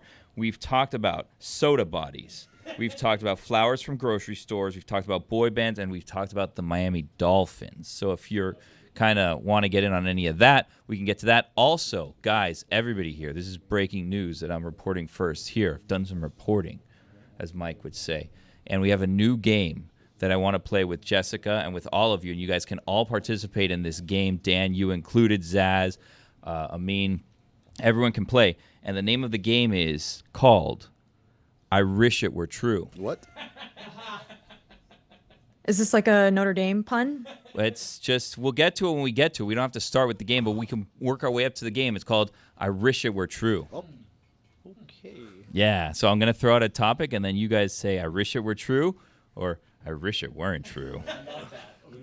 It's a fun game. We'll get to that a little bit later. Okay. Okay. So, Jess, who in sports has a soda body? Ooh, well, I call it pop. So Okay. I would also like to throw out another topic, Billy, if I Okay. am allowed to do that. Yeah, just forget about all the stuff I said. It's fine. No, we'll get to all of that. I really want to talk about the Dolphins with you guys. But have you guys mentioned Ozzy Osbourne dying yet? No, we haven't mentioned Ozzy Osbourne dying. Okay, so I may not be the perfect person to eulogize Ozzy Osbourne because he's a little of an older generation than me. However, I do have a really odd Ozzy Osbourne sports connection, and I was a child of the VH1 MTV era, so I did watch his reality show back in the early 2000s. The Osbournes. That's honestly how I was introduced to Ozzy Osbourne. I didn't know anything about Ozzy Osbourne until I watched The Osbournes. Really? Yeah, at all, because I was such a little kid. I didn't know about The Osbournes until I saw them, and I was such such a little bubble that I was like, wow, they say a lot of bad words to their kids. Yeah. Like, this is wild. That's not how my house is. That was exactly what my introduction was to Ozzy Osbourne also. And then my sister was like, yeah, he also ate a bat once. And I was like, what? But then Billy, after the Osbourne show became super popular in like 2002, he was actually at a Cubs-Dodgers game in August 2003 that I happened to attend and went down as one of the most infamous take me out to the ball game 7th inning stretch singing jobs of anyone in the history of the 7th inning stretch. And so my connection to Ozzy Osbourne has always been that I was there as I think 7-year-old. This was like the height of my Cubs fandom. Like a month before the Steve Bartman thing, which is where my blood feud with Miami started. Marlins took and that ass I that night. saw Ozzy sing the 7th inning stretch live. And like this was like, pre-social media, but like this 7th inning stretch went viral. And I think we have sound from it, Roy, if people aren't familiar. All right, Chicago. I want to hear a real crazy crowd start singing with me. Are you ready? Are you ready? I can't hear you. Are you ready? Come on. 1, 2, 3. Let's go out to the bar. Let's go out to the river. Take me in. Bring us into. I don't remember what I have to do. And I run out of the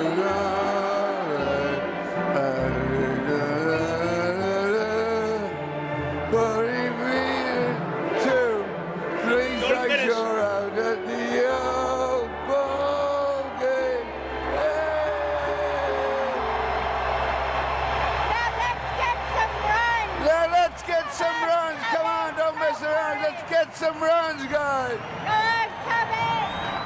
So let me just say right now. Beautiful, man. When So good. Jessica was setting up the clip, I'd never heard it before. Really? I wanted to be funny. I said, oh, did it sound so like this? And I was like, the guy just died. Don't make that joke. And it literally was exactly what was in my head. It's so good. It's so good. I was bummed about Ozzy yesterday and this morning.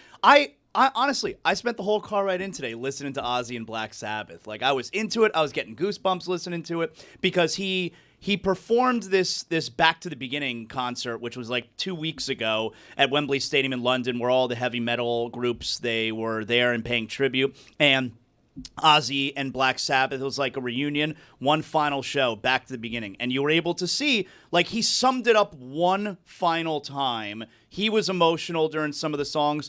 People in the crowd are crying. And he even said that leading up to the show, to make sure that he could perform in the current state, like he had Parkinson's, okay? So he was suffering for a bit.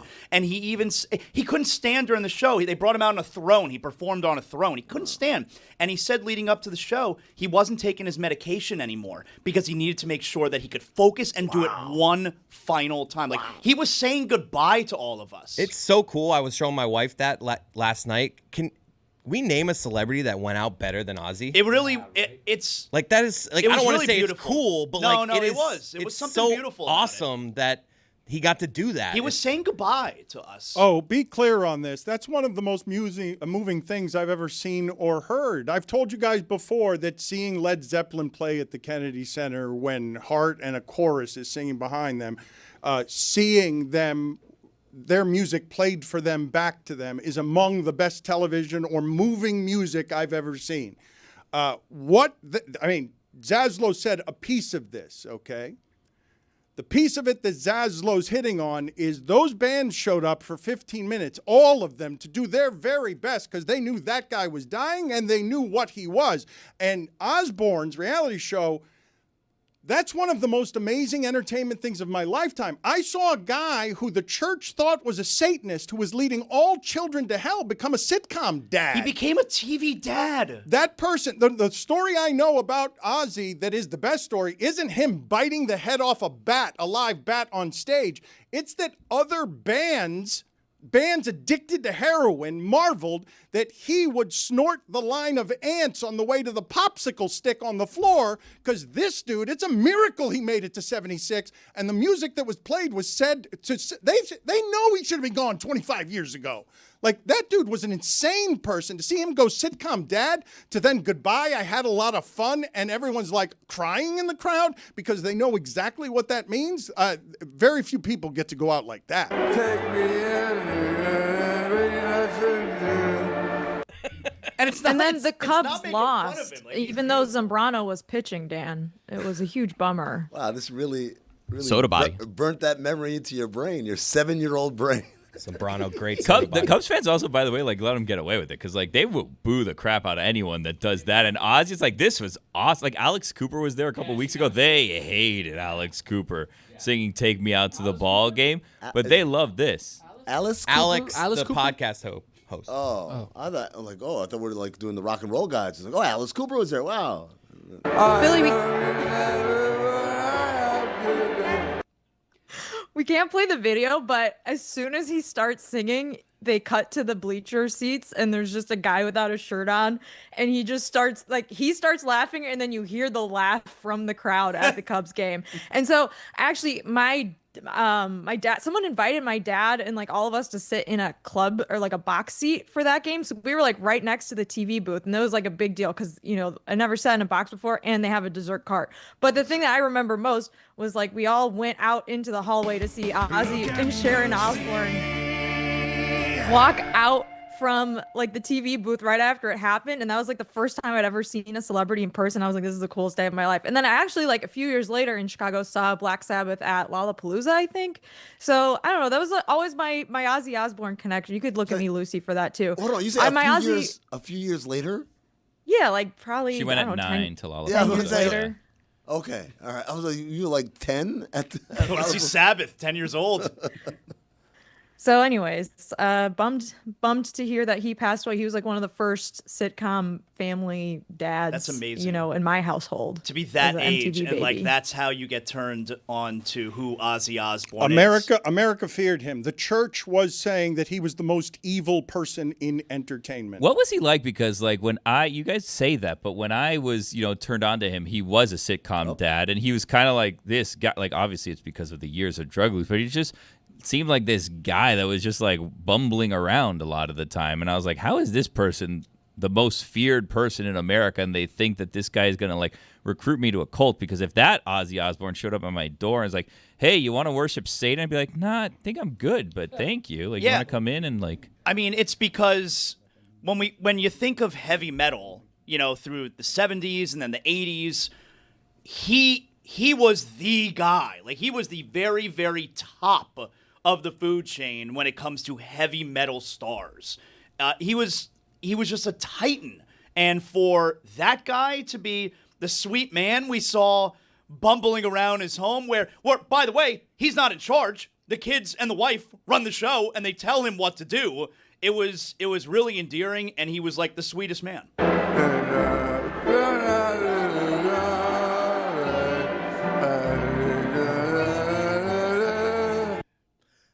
Did the church hate him because the band was called Black Sabbath? It was called. Oh no, else? he was a Satanist. They did all. So They Satanic did Aleister Crowley, like a song about like this. I cannot explain to you. I'm trying to think who could even. It's not. This is beyond Marilyn Manson. I guess sort of. Marilyn Manson was ripping off whatever it is that Ozzy was doing 30 years earlier with costumes. Ozzy Osbourne was thought by the church to be to the devil's music. He has denied being a Satanist, by the way, and the New York Times reported in 1992 that he was actually a practicing member of the Church of England and prayed before each show. The only song I know is Crazy Train. That's the only... No, you just don't know that you know. Give me some other examples. Mama, I'm coming home. Never heard that You've song, heard no. Iron Man? What's that? You've heard War Pigs before. What's War Pigs? I mean, you want me to sing Sing this it, yes, song? because I don't know. why don't you do karaoke? You look the Exactly. part. Karaoke. You're confident. I don't think it's an unreasonable request. Soda Body. Did the church get together and have a meeting and say, this is the guy that we hate? Like, what Yeah, does that which mean? church, Like, the church too? was so afraid of it. Like, they called, like you know, like in the papal conclave when, like, before, I guess, John Paul was the pope at the time. Like, okay, before we elect a new pope, though, let's go over pop culture and decide who we hate the most. And then they let out the smoke, and it's like, Ozzy. I really don't know. Let's think about this, Yaz. Give me somebody comparably that I can that was at the height of whatever represented evil in America. Like this person, when he says he's a titan, it's for people who are like, I like that he's a wrestling character.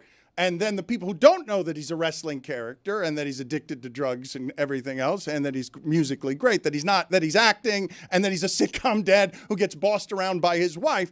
Zaz is connecting with the music there, but he's also rebelling against whoever it is thinks this person needs to be banned. I think Howard Stern's in that territory. People thought he was like this awful person when in reality, like he wasn't that guy on the radio at all. And people have flipped on him. Like he's kind of on the other side of that now.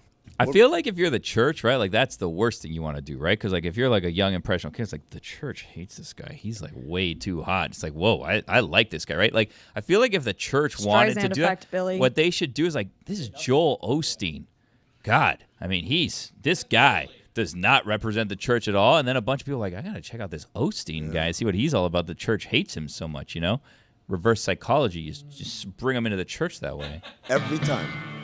Jessica just said Streisand effect, and I got to be honest, I've heard that. I learned, I can't remember what it is, but I heard it for the first time like 3 days ago, and I've heard it several times since. Yeah, I don't think I've never heard of Streisand effect. what, Jessica, what is the Streisand effect? It's like when you try to censor something and then like by saying this is taboo, more people pay attention to it anyway. So every time. Every time. Well, what did Babs do that everyone was trying to censor Started with her? Barbara Streisand? Yeah, what did she do? What was she up to? Barbara Streisand was Trump. They're doing What'd she this say? they're doing the If she was the one that was trying to censor somebody, yes, right? like a photo of her house or something. I don't. Yeah, remember. it was a picture of her house. She's like, stop taking pictures of my house, and all that happened. Everybody's like, what? Take pictures of your house more? Exactly. Okay. That's exactly how it went down. By the way, to answer your question, who else? Madonna. Church hated Madonna. Remember the Like a Prayer video? They did not like that. Oh, but wait a minute. They hated Madonna for sexuality. Women weren't supposed to Osbourne behave was like that. like Osbourne. I don't think he was publicly against the church, but everyone thought he was the devil's child. Like that's how he was being reacted to. He was literally like the test case for you play the record backwards and you're going to hear the devil. That's correct. Oh, that's correct. where that comes from. Yes, that's where that starts. Yes, and play the Aleister Crowley song backwards, and Who's Aleister Crowley? I don't know. Sounds like a dentist. Oh my gosh, you guys. Dr. Crowley? Dr. Crowley. You know what? Please look up Aleister Crowley's history and let's see if we could scare Jessica because you say you guys. I know who Aleister. Dan, come on. I'm like one of my favorite bands was Led Zeppelin growing up. Yeah, she worshipped the devil as a child, Dan. She went and saw Black Exactly, Sabbath Billy. at 10 Thank years you. old at Lollapalooza. My nanny was a psychic. She saw ghosts. Really? Yeah. Does Yeah, that make that's you a actually a true psychic, though? story.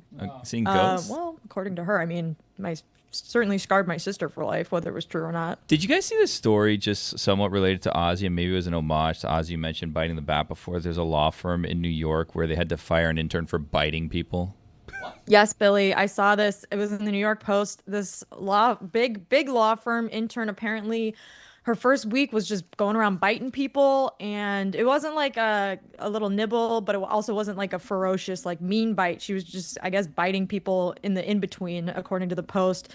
And so I think it was a woman, but maybe not. But anyways, they got fired or let go from their internship, and it's apparently been a big scandal around the big law industry now. That's one way to make your mark. My brother bit Tatum O'Neal. You were saying, Billy? Really?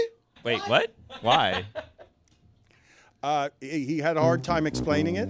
Tatum O'Neal got mad at him, but they were both dancing at Vaquita on Calle Ocho, and all I will say about the music and the drink and however it is that people get down there, got carried away, bit her on the shoulder, she got mad. I don't know why he bit her on the shoulder. She shouldn't have gotten mad. Dirty dancing. She shouldn't have gotten mad. Gotten mad. Shouldn't have gotten mad. Bit. Why? No, you can't You know where bite. you're at. You can't. Vaquita, come on. What are we doing? You know what the deal is. You guys want to play I Wish It Were True, or you want to talk I about don't Big Ten understand the Media game. Day? I don't understand. I wish it were true. I want you to be very careful. What do you mean? Just dangerous, man. Be That's careful a how? dangerous game. What do you mean? It's a dangerous Well, game. what do you? man. Let's okay. This It's either is. you wish it's true, or you Let's- don't wish it's true. Listen, let's voice our concerns now to make sure that I don't step in it, and I'm fine with this on air. What are we afraid that I'm going to do here? You know what? Full speed ahead. There's No. nothing wrong. He's no, my no, executive. no, You're no. good. Give You're us a good. leash here. Let's No, see. you're I good. want to make sure. It's 'cause worse Jess to is here. explain what Amin is thinking than to do what you're doing. Well, so if I just haven't continue. thought about it, then I feel like it can't be coming from a bad place. There you go. That's right. correct. Or I Let's do haven't that. been paying enough attention. I don't know what you guys are doing. We're gonna play. a I'm game. picking up what it means putting down. I think that let me just awkwardly segue into promoting my new podcast. It's called The Echoes, at The Echoes ND Pod, me and Michael Lick Jr., Notre Dame podcast, every week on Tuesdays. Please tune in. Today was our first episode, although today is Wednesday. In the future, it'll be out on Tuesdays. Did you guys talk about Rudy? No, we didn't talk about Rudy, but I mean, thank you for your input. We can talk about Rudy on our next episode. So did you guys know this? This is part of the exhaustive basketball Illuminati / Pablo Torre Finds Out episode we did on Malik Beasley. Do you guys know that Malik Beasley's like a family is all actors, and his grandfather played one of the coaches in Rudy. Like I think he was the linebacker coach or whatever. Yes, I heard that on the episode. That's Malik Beasley's grandfather. John Beasley. Yep. And John Beasley, Big John Beasley. He was in Rudy's corner. Yeah, he was. He was one of the guys who was like, Coach, we need to play the kid. Yeah. Both of his parents were actors too. Both Learned of that his on the parents. show as well. Yep. So his father, Michael Beasley, not that Michael Beasley, was on. He's been in Two Guns. He's been in a bunch of movies. But I always remember him as the guy in Eastbound and Down when they're on the show with him and Kenny Powers doing a TV show. He's the former NFL player. Dude, John Beasley's not one of the coaches. He's like the guy in the stadium that like gives the guy like he's like the groundskeeper. No, janitor. No, that's Little Big League. That's Little Big League. That's Little Big League. Everybody relax. It's okay. Get him out. What Get him he's out. remembering, Get him out. what he's Get him out. remembering Get is his in Little ass. Big League when they need to walk into the field. You're going to figure this out. That's It's fine. wrong. He's a coach in Charles Rudy. S. Dutton is the groundskeeper in Rudy. It's okay. Wrong movie. He's remembering Little Big League, which he was crucial in that moment because if you guys remember in Little Big League, they run a trick play where they go to pick off Ken Griffey Jr. down over at first base, and he does a little hat tip and he says like, "I got you." And so when they throw the ball over to first, they don't actually throw the ball; they hold on to it. It's a hidden ball trick.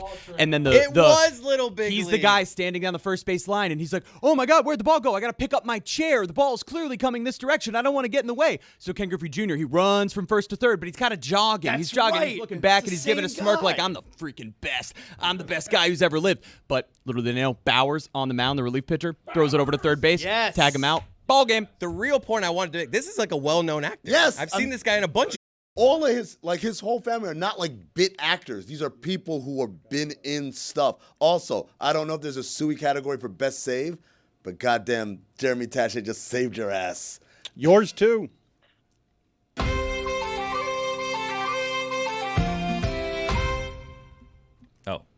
I thought the bet was longer for I Wish It Were True. But that's the open. So it's a new game called I Wish It Were True. Jessica, can I hear some of the other names you guys were thinking of? Because Echoes is great with you and Mike Golick for all things Notre Dame. What were some of the other name choices you guys were going over? Cheer, cheer for old Notre Dame. Wake up the Echoes cheering her name. Send a volley cheer on high. That's where it comes from. That's a long name. I was going to say it's a long podcast. That's a real name. long I didn't like podcast. that. Deep cut. That was the only title that was discussed, Dan. Wow. That was it. One and done. That's not good. That's not a good brainstorming process. I'm just saying it. The name's good, but that process not good. Show your work kind of thing. Yeah. All right, I Wish It Were True. So this is how this game works. I'm going to give you a fact about something that is Irish. And if it's false, you say, I wish it were true. But if it's something that you think is true, you say, I wish it wasn't true. Because then you're saying that it's true. I wish it wasn't? Irish, it were true. Or Irish, it weren't true. I'm following. My executive, ladies and gentlemen. It's like all the games that he plays on God Bless Football that are No, this one's great. different. This one's Irish. Look, Billy has learned from the best. He interned at PTI, and he knows you can make something big out of the same game if you dress it up in different ways. This is a totally different game because it's called Irish, it were true, because Right. it's Irish. And then these are facts related to Ireland. And if it's false, you say, I wish it were true, because it's false, so you wish it was true. Oh, I see. Okay, and if I'm it's, following. If it's false, then you say, I wish it were true. I'm just Get going it? to say wish, though. Okay. Irish, because it's brought to you by The Echoes, your podcast. Irish. It's not wish, it's Irish. It's one word, Irish, like Ireland. Okay, here's the first one. Colin Farrell quit smoking on his 34th birthday, May 31st, 2010. He mentioned that he smoked an entire pack of cigarettes that day, paying close attention to every puff he took, and even wrote a goodbye letter to cigarettes. Wow. He stubbed out his last cigarette at 11:55 p.m. that night and has been smoke-free ever since. This is a good game. Guys? I wish it weren't Nope, true. that's not the game. Irish. That's not the Irish. game. You're not playing mean- it right. You play. I mean, why don't you answer? I'm not. I don't have a podcast called The Echoes. Oh, Dan? Well, do you wanna be on a Well, podcast? I am confused by the rules of the game, but I guess I would have to say because I'm confused by the rules of the game, I want that to be true, but I wish it weren't true. So you think it is true? Yes. I do think it's That's true, what but I he's don't saying. know how to say that I Yeah, think that it's true. true. It's true. I wish it weren't true because it is true. Yes. All right. Here we go. On to the next one. Thank you, Roy. You're welcome. Liam Neeson once turned down playing James Bond in GoldenEye because he didn't want to be in an action film. That's good music, man. This is great music. It's funny music. Oh man, I'm nostalgic for my trip to Ireland 2 years ago now. Irish I feel like I'm at the bottom of the I- Titanic dancing. at Dan's wedding. The underwater. Later, Roy. That was us at Dan's wedding. Everyone else, Sarah Spain and Dan Patrick. It was basically that, and then like, Dan Patrick, look what I can do. I juggled for him. Yeah, it was so embarrassing. he did juggle. Hit him in the balls with, Patrick. with Yeah, an I did. orange, by the way. Yeah, he I like did. lost one of them and threw it like right at him. Yeah, hit him I in think the- we have that yeah, video it somewhere. did. I'll try to find I it. can answer this question. I know the answer, and the answer is Irish. It weren't true because it is true. Anyone else have any guesses? Amin is right. That's what That I was gonna true. say. Yeah, that was true. It actually, what Chris was just saying reminded me of an article I saw in the Cut the other day. Did you guys see the article about like summer long balls? Apparently, when it gets really hot out, your balls become like really long. Like You got some ball long ass Larry. balls, Larry. Larry long balls. Yeah. Long ball, Larry. Yeah. I read a whole article about this. There was a whole article in the Cut about men's biology. I like that. What did the Yeah. What did the article say? There was a lot of like medical language involving like the veins and the testicles and things of that nature. What happens in the winter? They go back up. Shrink. Yeah, they go back up when they're cold, I guess. Yep. As try an to go owner far of- away from the balls and then try to go back up when it's cold. The reason why the Yeah. balls hang is because of the heat generated. So, this is an evolution thing. They hang to allow the proper heat dissipation. Thank you. Yeah. For the visual. As an owner of testes, I can say, I wish it weren't true. Hit the music. All right. Dissipation, I don't want to. Here's the next one. Irish Springs. Are you looking for a natural fly repellent? Look no further than a bar of Irish Springs, as it acts as a natural fly repellent. That's just so random.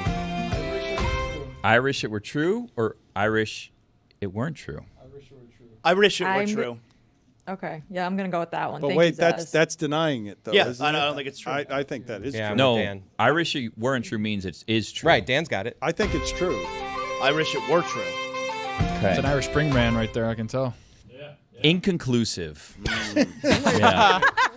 When you combine Irish Spring soap with water, it does kill insects. Soapy water is lethal for flies, and when their bodies are covered with it, they dry out.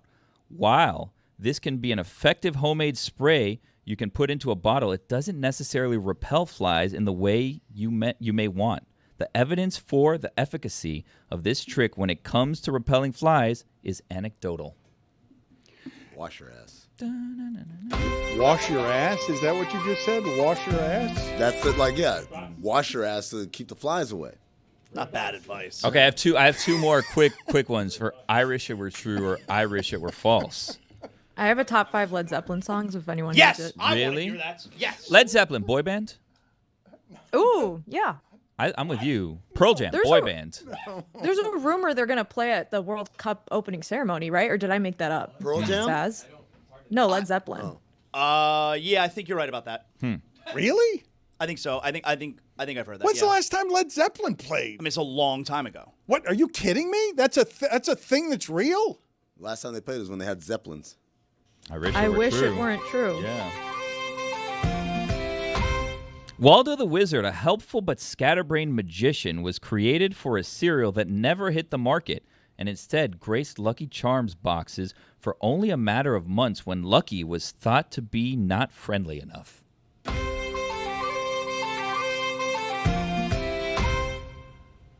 That has to be true.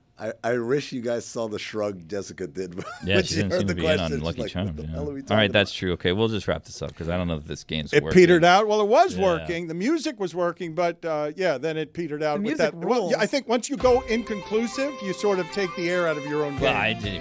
I'm not in control of the questions. In the early 1980s, kids could send away for Lucky's farm kit and grow their own crops. And while Lucky is primarily associated with St. Patrick's Day, for a couple of years in the 1990s, kids could send in their box tops for cartons with special edition green tree marshmallows and receive a free Christmas tree seedling. I mean, this.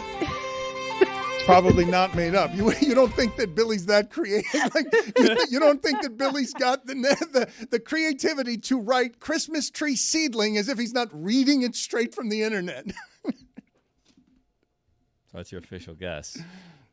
That has to be true. Just No, because. no. Irish. Irish. Notre Dame, it were weren't true. Yeah. Weren't true. That's true. Yeah, you guys are good at this game. All right, According that to concludes- social media posts and some websites, there were claims that Led Zeppelin would reunite at the FIFA Club World Cup around their album release, but that didn't happen. There's no credible information that suggests they're going to perform at the World Cup. Darn. According to Gemini or ChatGPT? Yeah, I got longballed. Album release. When was their last? I don't know the last time that Led Zeppelin released music. Mid 80s probably was their last album. Yeah. Mid 80s? So, Mid 80s. are you reading? When are you reading? What's the?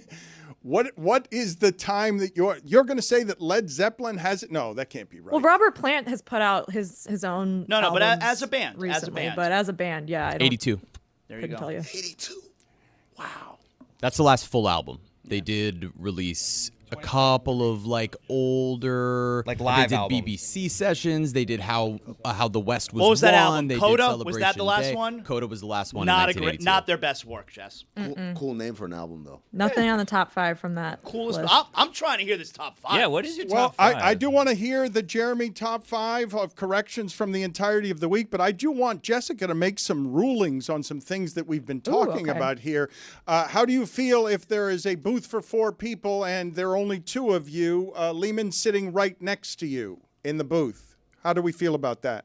In a booth, it's a little awkward. Yeah. I mean, especially because he's left-handed, I'm right-handed. We always sit on the wrong sides, and then we bump elbows the whole time. But is it romantic? Do you think your man is romantic if he sits next to you? What needs to sit next to you instead of across from you? I don't want my head to be like this the whole time I'm eating dinner. I want to be able to like see you. What does she know about romance? If he did that on the first date, is there a second date?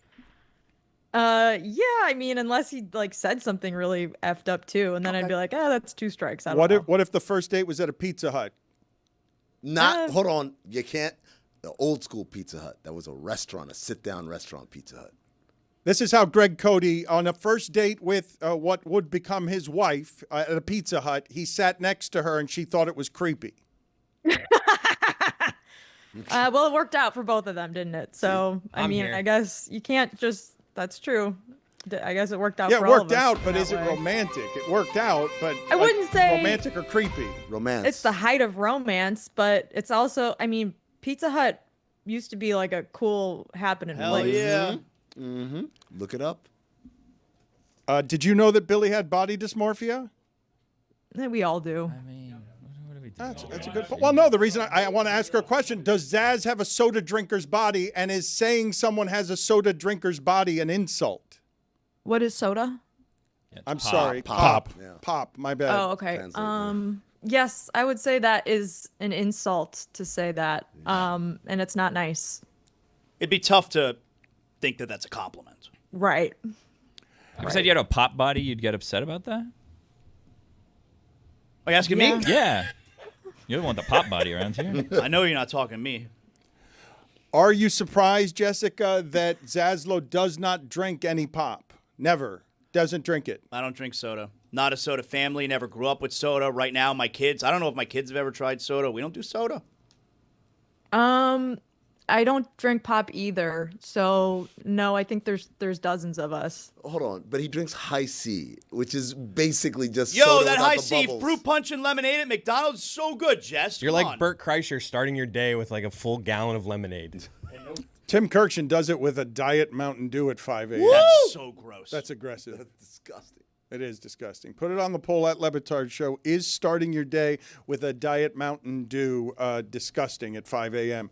I want to ask you about some things locally. You're always making fun of me about uniquely Miami things.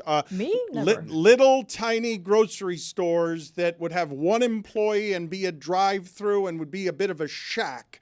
Have you seen any of those either in Miami or elsewhere? Are La Vaquitas, the little farm stores that you drive through grocery store? Have you ever seen one, or is that something that's only here? I've seen them, Dan. And where are they? Where have you seen one of these?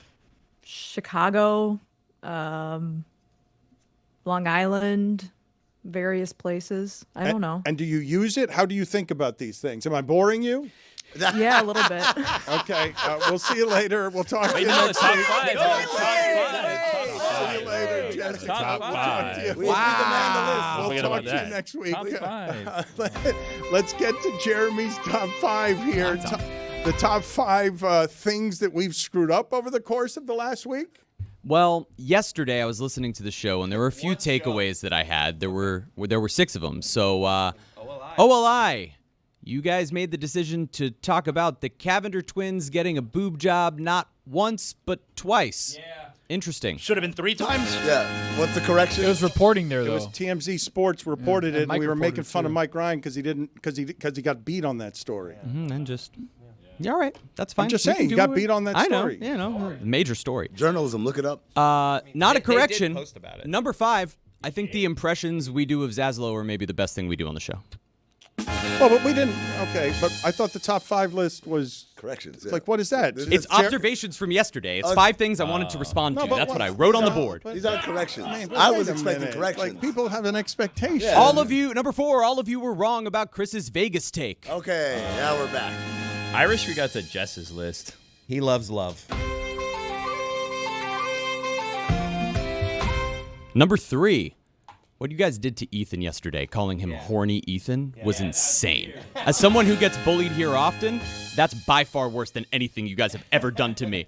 Well, they did ask the question, miserable or horny, and it was miserable or happy, and then for Ethan, it was horny. Yeah, I think you and got then they his put own him Miserable or not on the miserable? screen. Miserable or not miserable. I apologized to him after that because I don't remember who was it yesterday that was waving me off on that. Was it there was Probably everyone. I didn't feel great. I would about bet it. everybody. His grandma heard that. No, I'm not gonna wave you off. Someone's horny. I want to know about it. No, that was just in case. I apologized to him privately and I apologized to him publicly. horny. Number 2.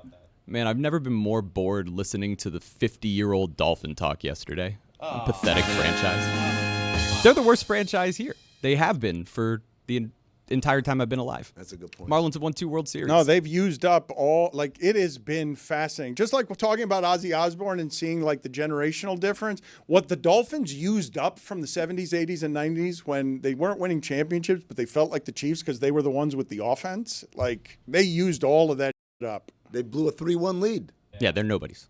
I mean, they have been my whole life. They'll get that back immediately as soon as they win a playoff game.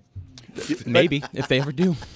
I was telling you about well, we don't have time for it, but my small life includes my father sending me to school with all of the Dolphin autographs for the entire team, and all of them were exactly the same, written by him. They were all fake.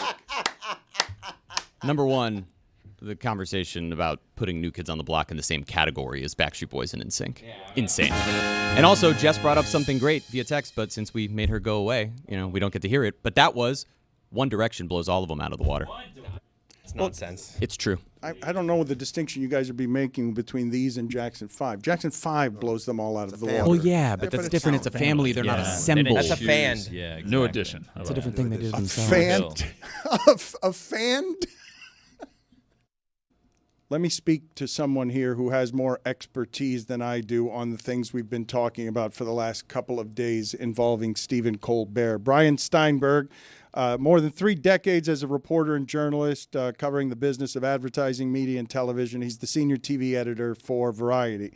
CBS, Brian, and thank you for joining us, says the cancellation of The Late Show was purely a financial decision, even though it was the most watched late night program for years now. When the news broke, CBS executives in a statement said, quote, "This is a purely financial decision against a challenging backdrop in late night. It is not related in any way to the show's performance, content, or other matters happening at Paramount," end quote. Do you believe this to be true? From what people I've talked to on all sides of the matter, I think there's something there. I know the optics aren't great. With the 60 Minutes lawsuit and Colbert kind of mouthing off about it a few days earlier, but my understanding is that there's some financial issues going on they can't solve. And what would those be exactly?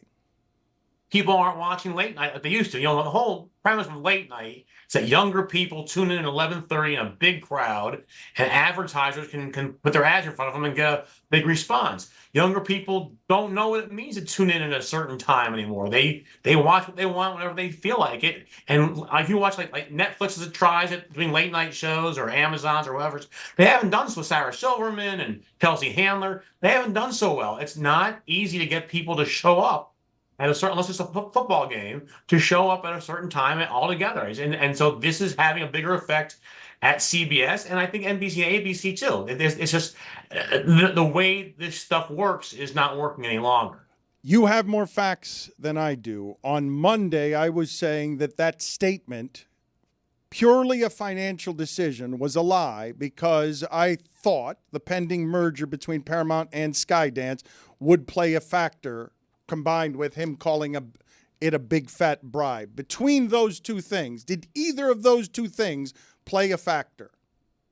don't think they helped. I don't think it helped Colbert in any way. But my understanding is that CBS's concerns about the financial part of the show have been going on for a while. It is not new to Colbert and his team that there are these concerns out there. Also, CBS recently just got at 12:30. Taylor Tomlinson, who was doing this after midnight show that Colbert was involved with, decided she wanted to go back to stand-up. Didn't like the corporate stuff and decided to do her own thing. CBS was replacing it with old repeats of a Byron Allen show from years ago. So that tells you what they think about late night these days. How expensive is the show? Are the reports true? Losing $40 to $50 million a year, 200 employees.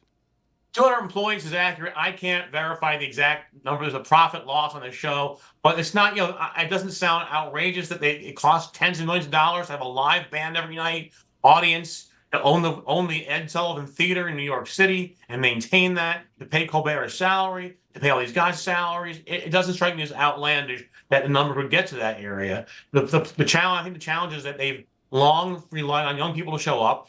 I do think that Colbert's road to the top when he first started, it was kind of a rocky tenure. He was kind of trying to be all things to all people. He had previously been on Comedy Central doing that Colbert Report character, this kind of conservative character. He had to be his real authentic self at CBS, and he was trying to navigate that. The first year was a little rocky. He figured out, if I just zoom in on the headlines and my reactions to them, that's going to work. He was right. He started beating Fallon.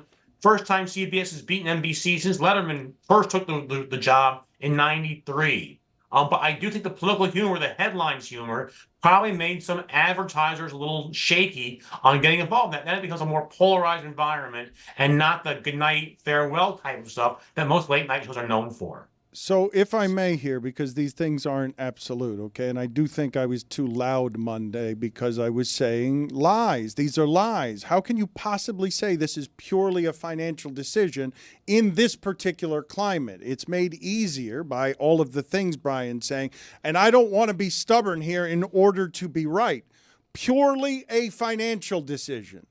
Purely. Seems like it can't be true because you're right when you're saying all of these things, but none of the other shows have these kinds of ratings. Are they far less expensive? Is Kimmel, is the Tonight Show far less expensive than this? They have kept more of their ad dollars, though. If you look at ad trackers, Tonight Show and Kimmel have kept more of their ad base than Colbert has over the last 5 years. But they're less political, not Kimmel, but they're less political. He's the most political one. He's also the highest rated because he's the most political one. I think CBS, I have to think that there's some concern about, and with the merger lying ahead, they cannot afford not to have this merger. Paramount, I would argue, is perhaps the least performing of all the big media companies right now, maybe Warner as well. I can't say it's not a concern having this merger go through. And was there pressure to oust Colbert? I don't know. I mean, Jon Stewart seems to be keeping on so far, and he's owned by the same company. But also, Colbert is going to be on for another 10 months. I mean, in these companies, if they have a problem with talent, they yank and they say goodbye. They're giving Colbert a 10-month farewell. But how could it be purely a financial decision? 39%. Like I said, I don't think political stuff helped Colbert in this current climate. But I do think that this has been a concern at CBS for a while.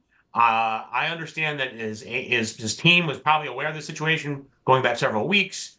But so I don't think he was shocked to understand it. But I think the actual trigger was happened more recently. Brian, have you ever seen an example like this though, where a host of a show or a show like this one even considers like, hey, in this political climate, we're basically afraid of retribution from the president of the United States? Is that something that you've ever seen an example of before, where it's not just simply a financial decision cut and dry because that's the way the organization runs it?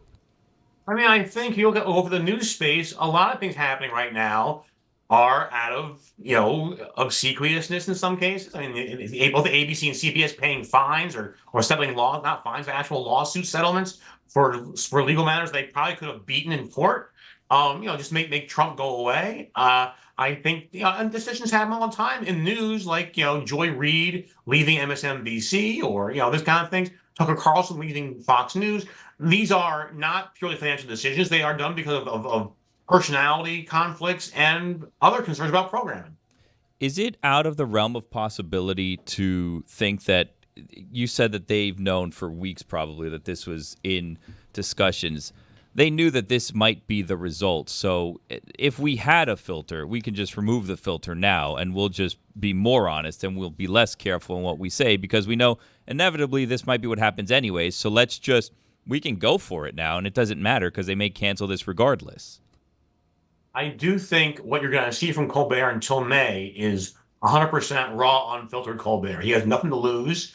And I would argue he's probably headed after this contract over to a very, lucrative career as an independent creator or somewhere else. I don't think he's again run the best watched late night show. There's an audience that will follow him.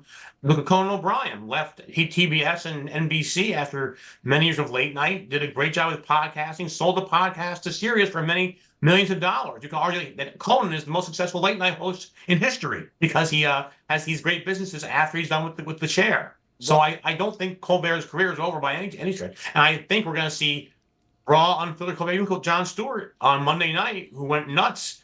I think we're going to see more of that because these guys are kind of like, why should I care? The carpet may be yanked out from under my feet any moment now. So I'm just going to do what I do best. It's interesting the way that he's saying that because it's not the end of Colbert. It's the end of late night television and the end of these giants needing to be supported by bigger corporate giants. Colbert does not need any of this anymore. He doesn't. He goes out with such fanfare that absolutely he can build the next thing like Conan O'Brien. He's got that. They just did Colbert a favor, and I didn't realize it.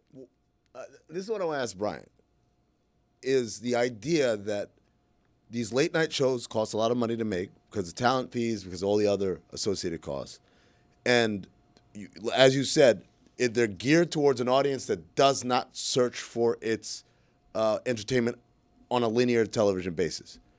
So is this the first salvo in what's going to be the death of all of these late night shows as we know them from the networks? And what's going to come up is what Letterman does on Netflix and whatever Stephen Colbert goes on to do from here. Well, this is the great question, right? And we've seen in the last 5 years, we've seen a lot of this slipping away. NBC used to have a show on after Seth Meyers at 1:30 in the morning. Carson Daly used to do it. Then it was Lee Singh. They're out of that business. CBS, 12:30. Taylor Tomlinson says, I don't like doing this. I'm going back to my comedy. They're out of that business. Others like Samantha Bee over at TBS, Conan at TBS. This has been dripping for a while now. It remains to be seen. I think the next milestone will be Kimmel. His deal's up at 2026 next year with Disney, and he has intimated several times now that he's done for a long time now. He's getting a little tired of it. He doesn't do summers anymore. They have guest hosts all summer long. Maybe that's how the show makes money because they're paying out less for the summer. Maybe they're paying Kimmel less. But let's see if Kimmel decides to renew or not. That's a big step. And then I think over at NBC, they have a more of a legacy feel of it with Saturday Night Live and Late Night and Tonight Show have been around for years. Letterman started that late night show. It's a landmark in history. The Tonight Show, 60 years of SNL, 50 years. I think they've in recent years done a lot more with these hosts. You look at Fallon, he's doing ice cream flavors and amusement park rides. He's doing a game show. He's doing a new show in the fall called On Brand. It's going to be like a marketing thing for different products. SNL, great ad support for the 50th anniversary. I do wonder if there's a new financial model where these guys do more stuff than just late night to keep late night going. Oh no, that's a good point he just brought up. Kimmel and Fallon do all sorts of stuff for the network that Colbert doesn't do. Like they are more Disney characters, where they'll do everything. You need me on your game show? Okay, I'll do that too. Fallon does the parade every Thanksgiving. But that's right. Does Colbert do any of that? Colbert does do some. So Colbert did a pickleball special. He does a couple of comedy shows. He's got a producing deal behind the scenes with CBS. We had one. My understanding is talking to people felt Colbert was like Letterman. Letterman didn't do a lot of ad deals or live commercials or specials. And CBS thought because the guy had just gone to number one, let the guy do what he does best. And they didn't put a lot of pressure on him for, put a funny sign on your show. Now, he did do stuff on live commercials occasionally. He did do some shows, but not to the same extent I think Corden did or Fallon. But CBS wasn't. I understand that whenever CBS asked him to do, Colbert did. But they also left him to, this guy's done a great thing. Let him do his job. Let him cook. Don't get in the kitchen too much. So there's more of a regard and a respect for not making the guy spread himself too thin. So I don't know if I don't think he would not refuse anything, but I think also he's focused on his show a lot too. Which is, these are like newspapers. You have to have a new one every day. They're not easy to do. They are marathons, not quick jogs. Brian, I would assume you're right that you're going to get a more raw and aggressive Colbert in these final 10 months. Do you think he makes the final 10 months? I do. There are people to pay. There are 200 people who need the paychecks. There's a staff there. So and if you look at Pat McAfee, who smacks ESPN every couple of months on air, it's become more accepted for the talent to make fun of the company or to take issues online on air with the company. I guess we were too early. He's too early. We were too early. Look at McAfee. God damn it. Damn it. They're paying him millions. It's unbelievable. Let's play the sound here from Jon Stewart on Monday. Everybody wanted to hear what he had to say. This is part of what it is he had to say. What are your thoughts there, Brian? I don't think he's wrong. I think that, TV used to get interest by being a little provocative and welcoming to all people. Now, you can argue that all late night, I think since Letterman left, has exploded. They're all kinds. Samantha Bee, Robin Thede, MTV tried for a little while. CMT tried for half a second. There was this explosion of late night efforts and talent. Everyone's going after a different niche. When you go after a niche, you're not going after the whole enchilada. You're not going after all the audience. I think Fallon is the one that still goes after everybody. He's not political. He's not controversial. He plays games. He gets celebrities to kind of do things they wouldn't normally do. And I would argue that that's probably the most welcoming of the late night shows. Yeah, but this is how this is how it happened. This is how they run all of the politics in late night television out of the room. Yeah. And so Grutfeld's the only one getting the ratings because all of America, he's not having any issues getting ratings. That's what's going to be left of late night television at the end of this because the corporations don't stand up now. Short side. I mean, the current climate does not last. Nothing lasts forever. And these shows are 60, 30 years old. And, have some longer term thinking might serve some people well. I think, look at 60 Minutes. CBS, you can argue, has tarnished one of the best known news magazines in the world to satisfy this current issue. But Brian, that is what is happening now. I understand that all of the late night, John Oliver, all those guys that are coming out in support. Yes, that's the old guys protecting their beloved industry. As the young people have said, nope, it's dead.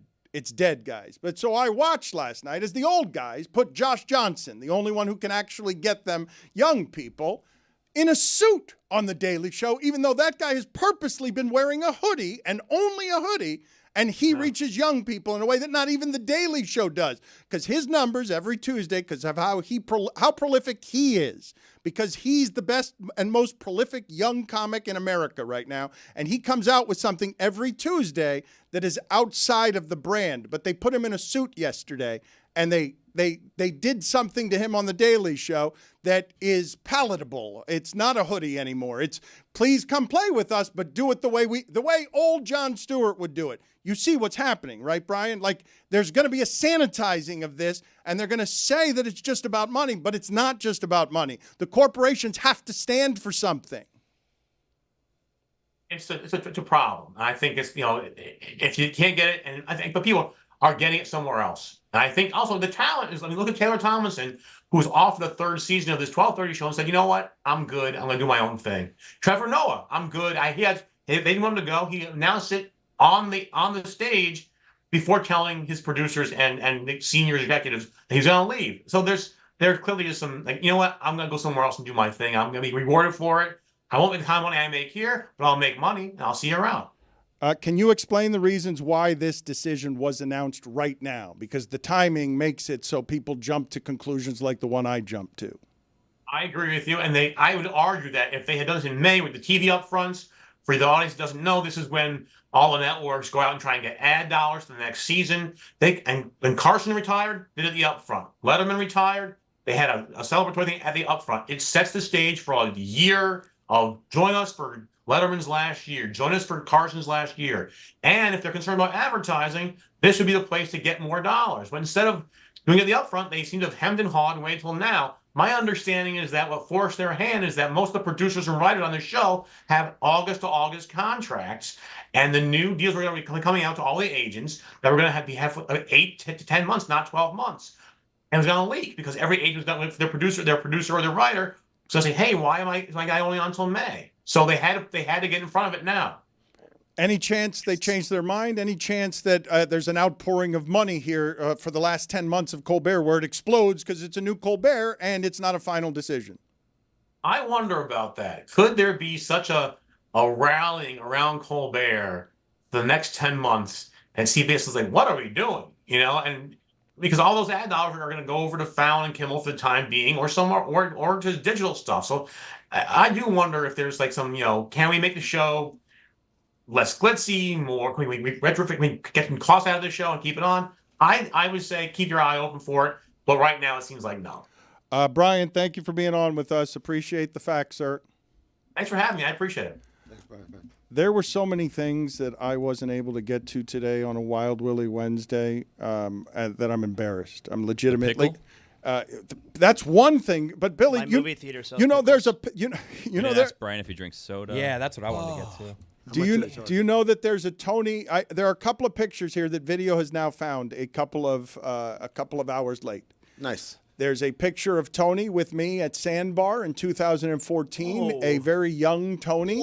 And a very young Dan, too. I don't remember this, but Tony was telling this story earlier, and video will get it up as soon as they find it. And there's also a picture of Billy that they have found that is famous around here. Me? The most athletic Billy when you beat Amin and Pablo in that foot race. That thing is bookmarked. What are we talking Cleveland. about? What look are we at that. talking about? No, look at that. Oh, we found the picture. So that is not that. You cannot tell me, Zaz, that is a soda body. That's an athlete right there. That is not a Billy. That is not a soda. Like life. No one would look at that person and say a soda drinker's body. What year is that? Just so we have a reference point for that body and then this body. Has to be 18. Feels like 2018. 2018. It's a different world. Yeah, I tell you. Pre-pandemic. Because I remember before I had kids. I was coming off a red-eye flight. People don't talk enough Jordan about 5s too, by the way. Jordan 5s, not Jordan 5s a too. running shoe. There's this big thing about what having children does to a mother's body, but no one talks enough about what it does to a father's body. Finally, someone speaks up. Right. He's right about that, by the way. Yeah. Truth to power. That's what we do on the show, even if Jon Stewart. Jeremy, why are you wincing? I'm laughing. I'm smiling. I love our show. Everyone in here and everything we say. Billy, I thought that your pizza, when you said earlier in the show, I have pizza once a week, I simply assumed. More than once a week. Once a week is if things are not going ideal for me.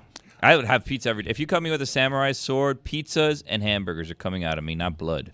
I would assume that wasn't the case before kids, but the having of kids makes pizza. I just simply assumed, oh, God, that's so easy for parents. What are you saying, my wife's lazy and doesn't cook? No, it's just you don't have to wash. That's my wife. You be careful. You don't have to wash as much Don't stuff. say that. If you're buying pizza, you don't. There's just you eat it quick. You can do it on paper plates if you want. You throw everything away, and it's Are like you saying she doesn't do dishes either? I mean, Dan, that's at a certain point, I'm going to have to put a stop to this. You gonna threaten to fight him? I'm not, but something's going to happen. All right, I put I'll you call in- Stewart or something. I don't know. Well, let's finalize this. I am officially stating it. Tony now reports to Billy. We're going to change the org chart. Yes. However it is that we change the org chart. What By are the you way, so happy about? you're gonna approve. No, you're gonna approve all my PTO going forward. So I have nothing. That's not my department. That's no, unlimited. you're my boss now. That's so unlimited. That's excellent. All right. We're going to figure out what we do about buying a Vaquita. But are we playing Tony tonight? Like, are we going to do that? Have you made a ruling on whether or not we've got 10 minutes of Tony? Are we going to do that? It's a lot of Tony. It's more so George than me. It's Mr. Eats 305, who's got 300,000 followers on Instagram. He does an incredible job here locally as probably the #1 food Instagram blogger here in the market. Who would have thought when they took this picture? How many years ago was this? This picture was 2014. Me and Dan at a sandbar with my buddy Kevin, who's a daily listener. Shout out to Kevin. Kevin looks like a dick. Nah. He is a little bit of a head. He's a little bit of a shithead. He's been better as of recent. Yeah. And this was actually a Thursday night for a Dolphins-Bills watch party at a sandbar. And you're wearing a Marlins hat. There's a lot wearing going a on Marlins here. hat, yeah. Number one, Dan has a shirt that says blessed on That's it. a Lebo shirt. Yeah, careful. Tread lightly. Tony has one that looks like it says cash with $1. No, it says easy money. Easy money. I was going to say the most Tony shirt ever. Yeah. Dan is super excited to be taking the picture. Yeah. Look at all the joy. Yeah. That is a literal snarl. He's mid-sentence while this picture was yeah, taken. he's like, get he's away from clearly me. talking. What was your saddest moment? Is what he's asking right there. Miss those days, those appearances at the bars? Put it on the poll, please, Juju. Is Kevin a bit of a dip? He is absolutely. He looks like Duncan Robinson. He does. What is the caption that was on Instagram for that? Caption says, I think I talked to Dan Le Batard. He says, we got next. Oh. Yeah. And prophetic. Here we are 11 years later. We got now. Were you always like this? Yeah, of course. Did you walk up to him here and you're like, I'm going to be on your show one day? I think I told Dan one time in this exact moment, I was like, Dan, I do radio at FIU and like I do a lot of my stuff resembling the things that you do. He's like, there's no future in this You business. obviously don't remember what you told me. You said No future in this no business. future in this business, A. B, you said have fun. And I said, I will have fun. Do you have any recollection of this as you look at the picture? No, come on, man. You also don't have recollection of throwing trash at me. There's no With way Tommy that happened. Tighe. What are you talking about? Miami Heat pregame and postgame What show. a thing I came to in. say. You Zaz, don't what's remember up? when you threw trash at Threw trash as the door opened, almost hit me in the head. Tommy Tighe did not, though, for the No, record. he threw it over Tommy Tighe. Imagine that. You're saying that we were doing the studio show for a road game. You popped into the studio and I threw garbage at you? You threw garbage at a garbage can next to the door, close to my head. What kind was it? A paper of some sort. How do you feel about being a liar? Wow.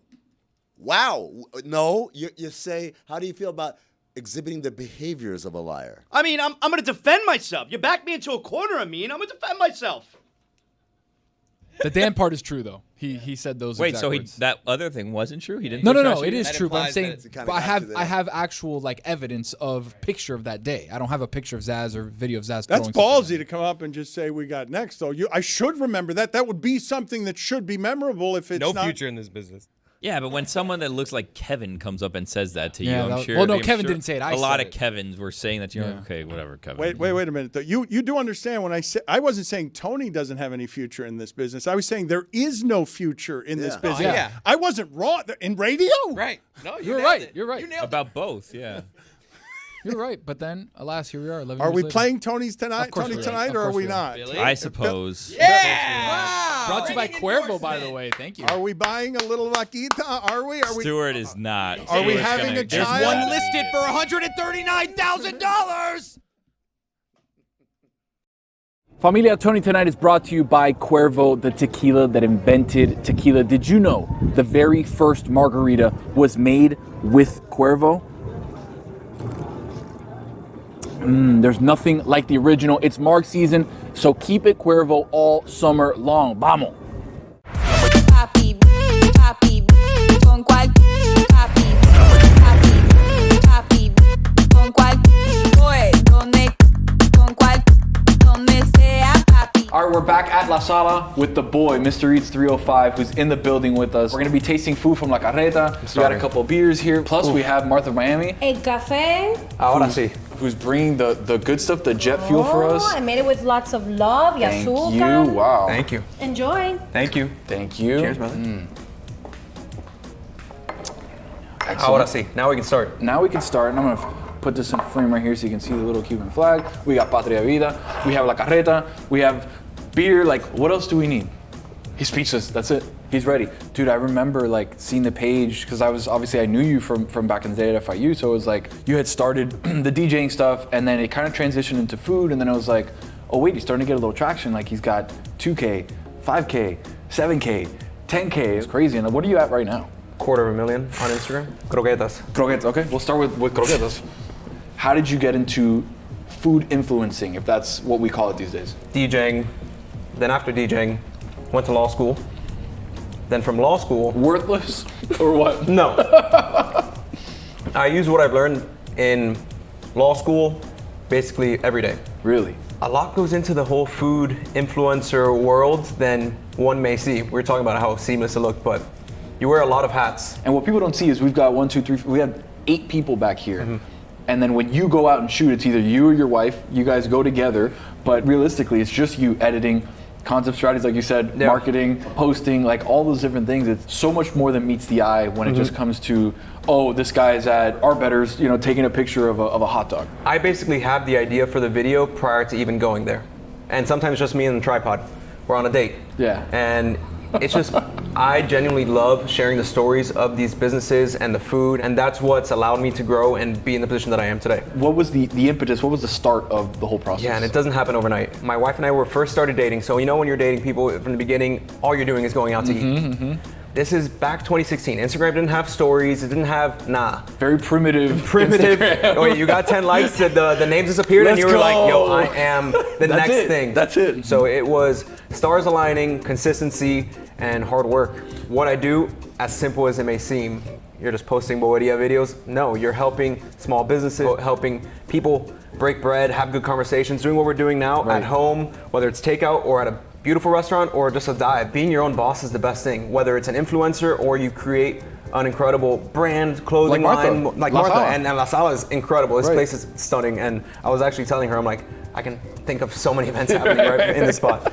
I think people want to be their own boss until they find out the work that it takes to be your own boss. Because when somebody's sitting over you being like, hey, make sure that this paperwork gets done or this gets done, it's a lot easier to be like, okay, fine, boss, I'll do it. Yeah. Have you gotten to a point where you're tired of eating? No, I love food. Okay. Eres un comelón. Okay. I love food too much. And I love the stories behind everything. How many times a week do you go out and film? If you could ballpark it. I try to do Monday, Tuesdays, kind of in-house editing, trying to eat clean. Wednesday, Thursday, Friday, Saturday, going out at least once a day. You know, Friday, Saturday, I'll probably do dinner too. Right. So you're looking at seven meals, give or take. A week. A week that you're eating not at home, not with your medida of not the salt and healthiest. sodium. Yeah, not the healthiest. How do you stay trim and fit and like able to do those things? It's part of the job. Like how I see it is work. It's all about balance, staying consistent. Every day of the week, I'm working out, even on weekends. Legacy, hit training, keeping the good stuff. You know, things that you need to do that I'm not also on my phone. So it's not only a physical workout, but a mental like break because I'm always on my phone. And I think it's very important to kind of log off as much as I can, even though I'm always on. Right. Even mentally, when I'm at the gym, I'm still thinking of things, but it's refreshing when I'm not looking at the screen. So going to the gym is very important for me mentally, physically. Who's the person that when you started this, you met and you're like, I can't believe that now I'm here with this person? Who would that person be that comes to mind? Gordon Ramsay.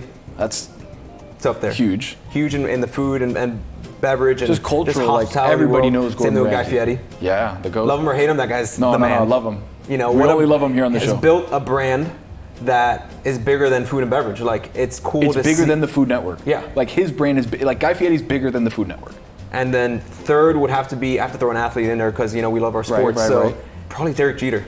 Really? As much as I wanted to say Dwayne Wade, growing up playing baseball, he was the guy. You know, I'm still waiting for Ken Griffey to hit me up. So if you're watching this, George Kenneth, probably let watching. me know. So people that you've created bonds with that you would never have expected to have created a bond with because of food, because of your storytelling, because of what you created out of your hands, you were able to meet and actually have a relationship with this person. I love the 305 and especially in the food and beverage scene. So it's cool to see people that are athletes that are not necessarily from Miami that want to come in and tap into the 305 and understand the culture and all that. So I think Christian Wilkins, I know he's in the Raiders now, but man, that guy was tapped into the food and bev. Jimmy Butler is very tapped in too. But if you're riding a horse in the middle of the streets of Miami, like I feel like you're tapped in. No, you start a coffee, you start a coffee company in Miami. Olenek, back when he was in the Heat, he's a big time foodie. That guy can take 7 feet worth of sushi down like every day, man. That guy was really into it. Duncan Robinson, another guy. Friend of the show. Yeah, he loves his food. Dunk is awesome. Hey, this is the Mr. Eats exclusive, by the way. Come on. Take a look. UD. Yeah, done. I don't know why I missed out. Sorry. Come on, dude. UD, my bad, man. Again, that should have been the first guy. I can't believe that should have been the first guy. What's your go-to pastelito? Right now, I'm going to go guayaba. Okay. But that doesn't mean it's every time. I do like the queso. Yeah. Every now and then. I think it's an underrated pastelito. The thing is, with a guayaba one, I can have like 10 of them. Especially if you go to a Cuban party. Which one are you picking? I'm gonna grab this one here. All right. Especially if you go to a Cuban party and they have like the mini bite-sized ones? pastelitos. No, done. Dude, I have like an insane amount of you little have to- queso ones, of the guayaba ones. I'll have just Inhaling. like 10 of Inhaling. them. Let's see here. Where's your go-to spot for it? Let's see how I turn the tables on you. Right when I took a bite too. I'm like a waiter, you know, when they ask you how everything is at the table. You're good. You're like, yeah, no, man, it's fine. It's amazing. It's the best I've ever had. It's like you were waiting until I took a bite, no? I think Pastelito Papi right now. That's the top one. In his bag. Yeah, but it's not for every day. Not for every day. Not for every day. For my everyday, so I play hoops on Saturday mornings, and then I'll go to Pinecrest Bakery. Solid. Pinecrest Bakery is just my every Saturday. Yeah. My wife wants pastelito de guayaba y queso, an empanada, and dos croquetas. That's what she wants every Saturday morning. Now that she's pregnant, I have to get it. If not, if I come home empty-handed, I got problems, right? One time I came home empty-handed, she's like, go back, go get it, and then come back. So Yeah, I did. you know better now. Your favorite bite right now in the Latin community food scene? What's the one thing that you look at and be like, damn, that's it?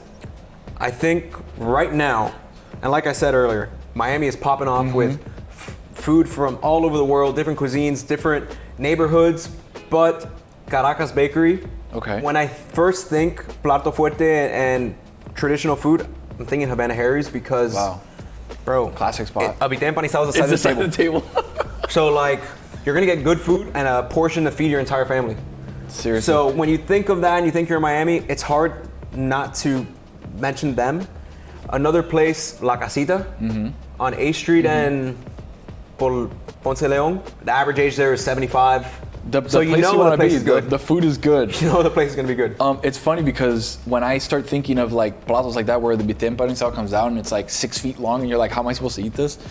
It's But like, you do. But you do. It's because you think of your grandma in the back of your head like, no deja comida. Oh, que en Cuba no hay comida. And I'm like, damn, okay, I didn't know they didn't have food in Cuba. Like, let me keep eating. Yeah. And that was the affliction of growing up as a big kid in a Cuban household that I had to continue to eat. That's why we have work to do. We're in La Sala now, and I'm like, bro. Taking a scope out from Miami, big picture, what is the place that you've gone to that you were like, damn, this is in contention for some of the best food that I've ever eaten?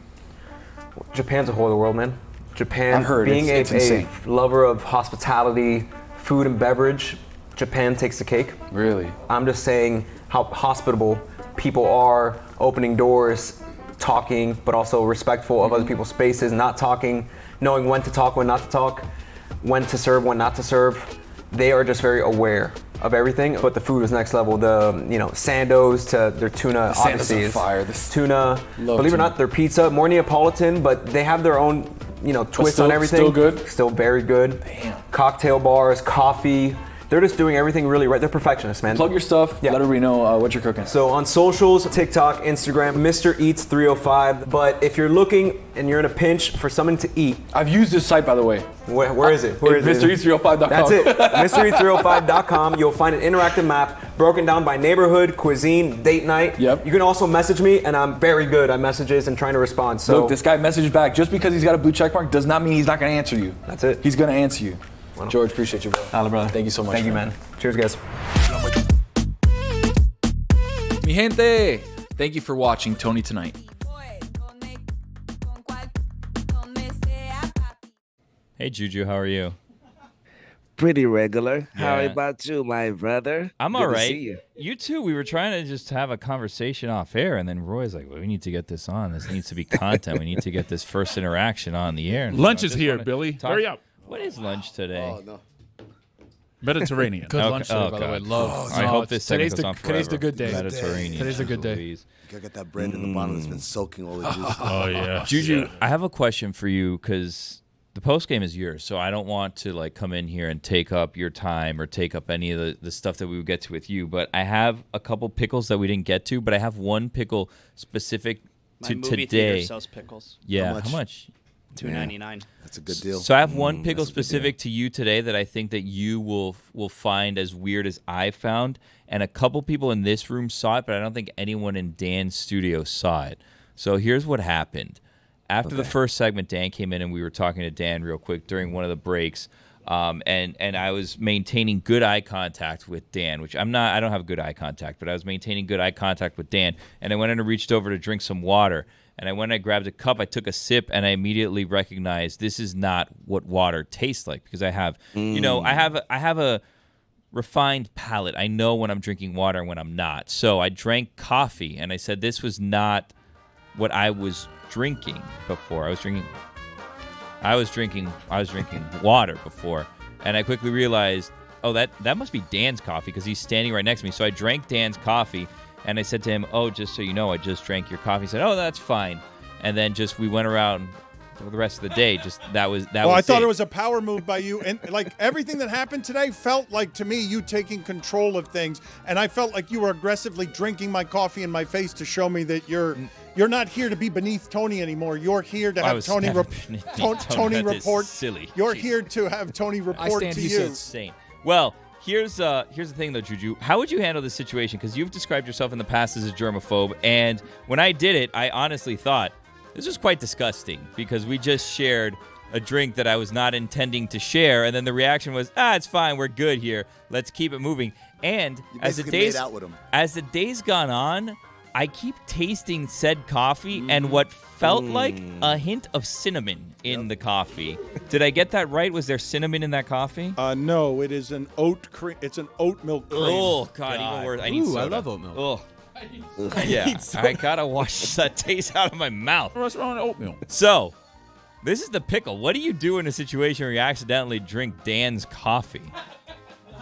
If I accidentally drunk Dan's coffee, I would drive myself to the emergency room instantly. I'm going to tell Carl, I'm so sorry. I got an emergency. I'm about to die if I do not get some type of medical attention.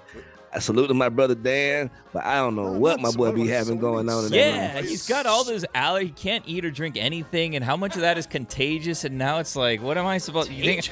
The rest of my life I'm going to be drinking oat this and that? Get out of here. So if you go to the hospital and you tell them, I drank somebody else's drink, what's the medical option there? That's like, what do they do? I thought he was going to the hospital because of the bleach he drank right after that. Because I got Juju overreacting. Salute to my brother Dan. I drink something of his, a sip, and I've got to be hospitalized. What are they going to tell him? Like, I mean, brother, you put that heat mouthpiece in your mouth after it was sitting there for a couple of days, brother. Better safe than sorry. Yeah. If I have an open cut in my mouth or something, a wound, who knows what I caught? Yeah, that's how you get it up. Magic Johnson. That's what I whoa. Magic Johnson. That's how he got it. That's how he got it. Huh. All right, so Magic Johnson. I should go to the ER. You think? Yes. Okay. Immediately. All right. Well, I'm gonna have to go. So, all right, you take it from here, Juju. I don't know if you guys. I'm pretty sure you guys didn't see what was going on in the W last night.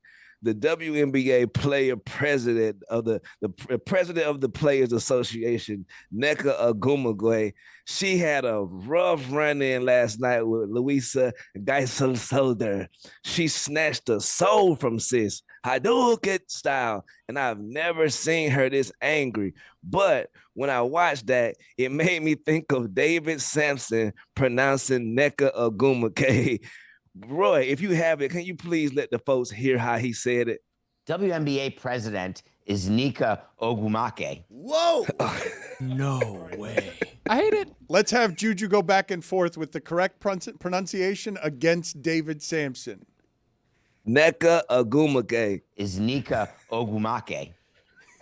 One more time. Nneka Ogwumike. Nneka Ogwumike. I'm terrified to ask David to say Shanae's name.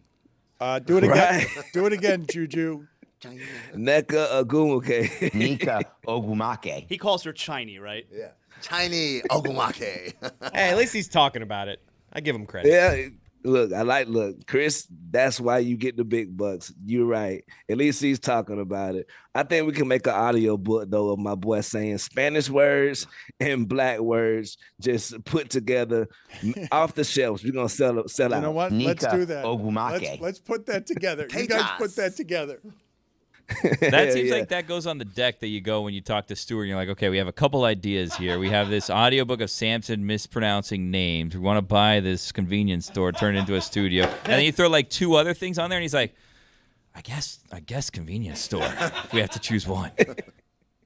Right. Also, I want to send a salute out to my sister, Venus Williams, man. Still getting it done at 45 years old. Big dubs in the chat, man. And it made me think, bro, it's a lot of folks that's of an age that we used to think that when we was little, old, wash, getting it done right now. I like to say a little salute also to the Clips. 52 years old and 48 years old, just dropped a brilliant album. The whole world talking about it right now. As well as Raekwon the Chef, 55 years old, just dropped the album. Man, this is a time for it. If you believe in that dream, if you still got it, you're not too old, man. Keep it going. Hip hop is only 52 years old at this point. Do your dreams if you're a hip hop star out there. Tatas. I have to admit, when he said the Clips 52-year-old, I thought we were going Chris Paul. So did I. Yeah. A guy better. Yep, the Clippers. they're up in age too. Let you know if you're a hooper, maybe you can get on the Clippers. Salute to them. Nika Ogumake. Also, earlier in the show, you guys was talking about the Dolphins had that one good year. And he was like, what other teams had that one good year? And it made me come up with my top 5 teams that were good for that one year. Wow. Ooh, I like this. It's a good list. It's a good list. It's a good list. See if my Dolphins make it. I failed today to do what I should have done. You guys saw that list of the top mistake every franchise in the NBA has made that the ESPN.com did. Yeah, the worst rosters. When I saw that, I'm like, man, that's the easiest show ever right there. Just a list of worst mistakes. Juju, do it. OLI, Light the Beam, the Sacramento Kings. Oh, yeah. That's a good one. They thought they made it, too. That's OLI. The Kings a couple of years ago is OLI. Yep, OLI. Number 5, your Miami Dolphins. Yes, I don't know why I'm happy about making this list. Yes. Because I'm still scared of them. As a Bills fan, I still see that look in their eyes every now and then. That's just the sun, because they're on the visitor side. Number 4, the Panthers, that one year with Cam Newton. Oh, that's a good one. 15-1. Steph Curry beat the drum and everything. Right. Superman. Number 3, the TV show Freaks and Geeks. Oh, what a show. Okay, that's not their fault, though. They were ahead of its time. Ahead of its time, yeah. Do you guys think it feels fair historically that Cam Newton that season, 15-1, would win the MVP? Everyone would remember, he wouldn't recover his own fumble, that he was beaten by Peyton Manning's worst season in which Peyton Manning threw like 9 touchdown passes and 17 interceptions? Like, do you think that's the universe being cruel to Cam Newton? Absolutely. I mean, Brock Osweiler started the Super Bowl. They would have won by more. Also, those dreads hats. That's cool. My God. Number 2, the Jaguars with Bortles Combat, Blake Bortles. Oh, That's my guy. Jeremy just applauded your number 2. Oh, he's just applauding Bortles, not Yeah, that's that right. it's okay. It's also a good pick. Great season. And number 1, your Atlanta Hawks, led by Paul Millsap. Get him out of here. 60 wins. They lost. Yep. They lost to LeBron. It wasn't their fault, right? They tried. I mean, next year they were down in the poop chute. Is that ISO Joe, Paul Millsap? Right. Where are they? They were Josh, down where? the poop chute. Yeah, that was Jeff Teague. Josh Smith? Yeah. No, Josh Smith was gone by then. This is Jeff Kyle Teague. Korver. Kyle Korver. Millsap. Horford. Horford. Horford. I tried to play the game. Horford. Tried to play the game, and first name I said was wrong. Was it All right, Damari see you guys Carroll? Damari Carroll was there too, who's a coach now. It's kind of crazy. Also, by the way, Zaz, I don't know what you did today, but you are looking handsome today, brother. Dog. Confident, right? I can't put my finger on it, but something is working, bro. I know, feeling good. Appreciate it. It's the beard. It's got to be the growth. Yeah, I'm an adult now. Adults have beards. Now let's update some of these polls. starting from yesterday, if you hear the phrase holding his ding dong to go pee pee, is that ever coming from the mouth of someone 56 years old? 77% of the audience says no, it is not. Salute to David. Does an airplane have a steering wheel? 53% of the audience says yes, it does. You whipping it? You gotta whip it around. Right. Back it up. Like, hold on. Turn down the Sit music. sideways. Is thermoregulating a word? 52% of the audience says yes, it is. They're wrong. This is a big one. Would the new kids on the block admit that the Backstreet Boys are bigger than them? 60% of the audience says no, they wouldn't. Damn. I think they would at this point. Come on, man. Backstreet's back. All right. Is it an insult to tell someone that they have a soda drinker's body? 92% of the audience says yes, it is. Wow. Hard to like what that 8%. They like it's a compliment. They like We've never had 100%. Just descriptive. There's always somebody out there who's going to foul that up. Right. Do you like sitting at a bar instead of a booth for dinner? Come on with it. This has never happened in the history of the show. No. I don't think since I've been alive. No. 50% of the audience says What? yes, Wow. and 50% of the audience says no. Wow. Damn it. Mark the calendar. Very unbelievable. Yeah. Does a classy place ever have a buffet? 64% of the audience says no, it doesn't. What? Y'all don't know shit, man. Which is better, Vegas with a spouse or Vegas with friends? This is big. Big one. Didn't we already do this?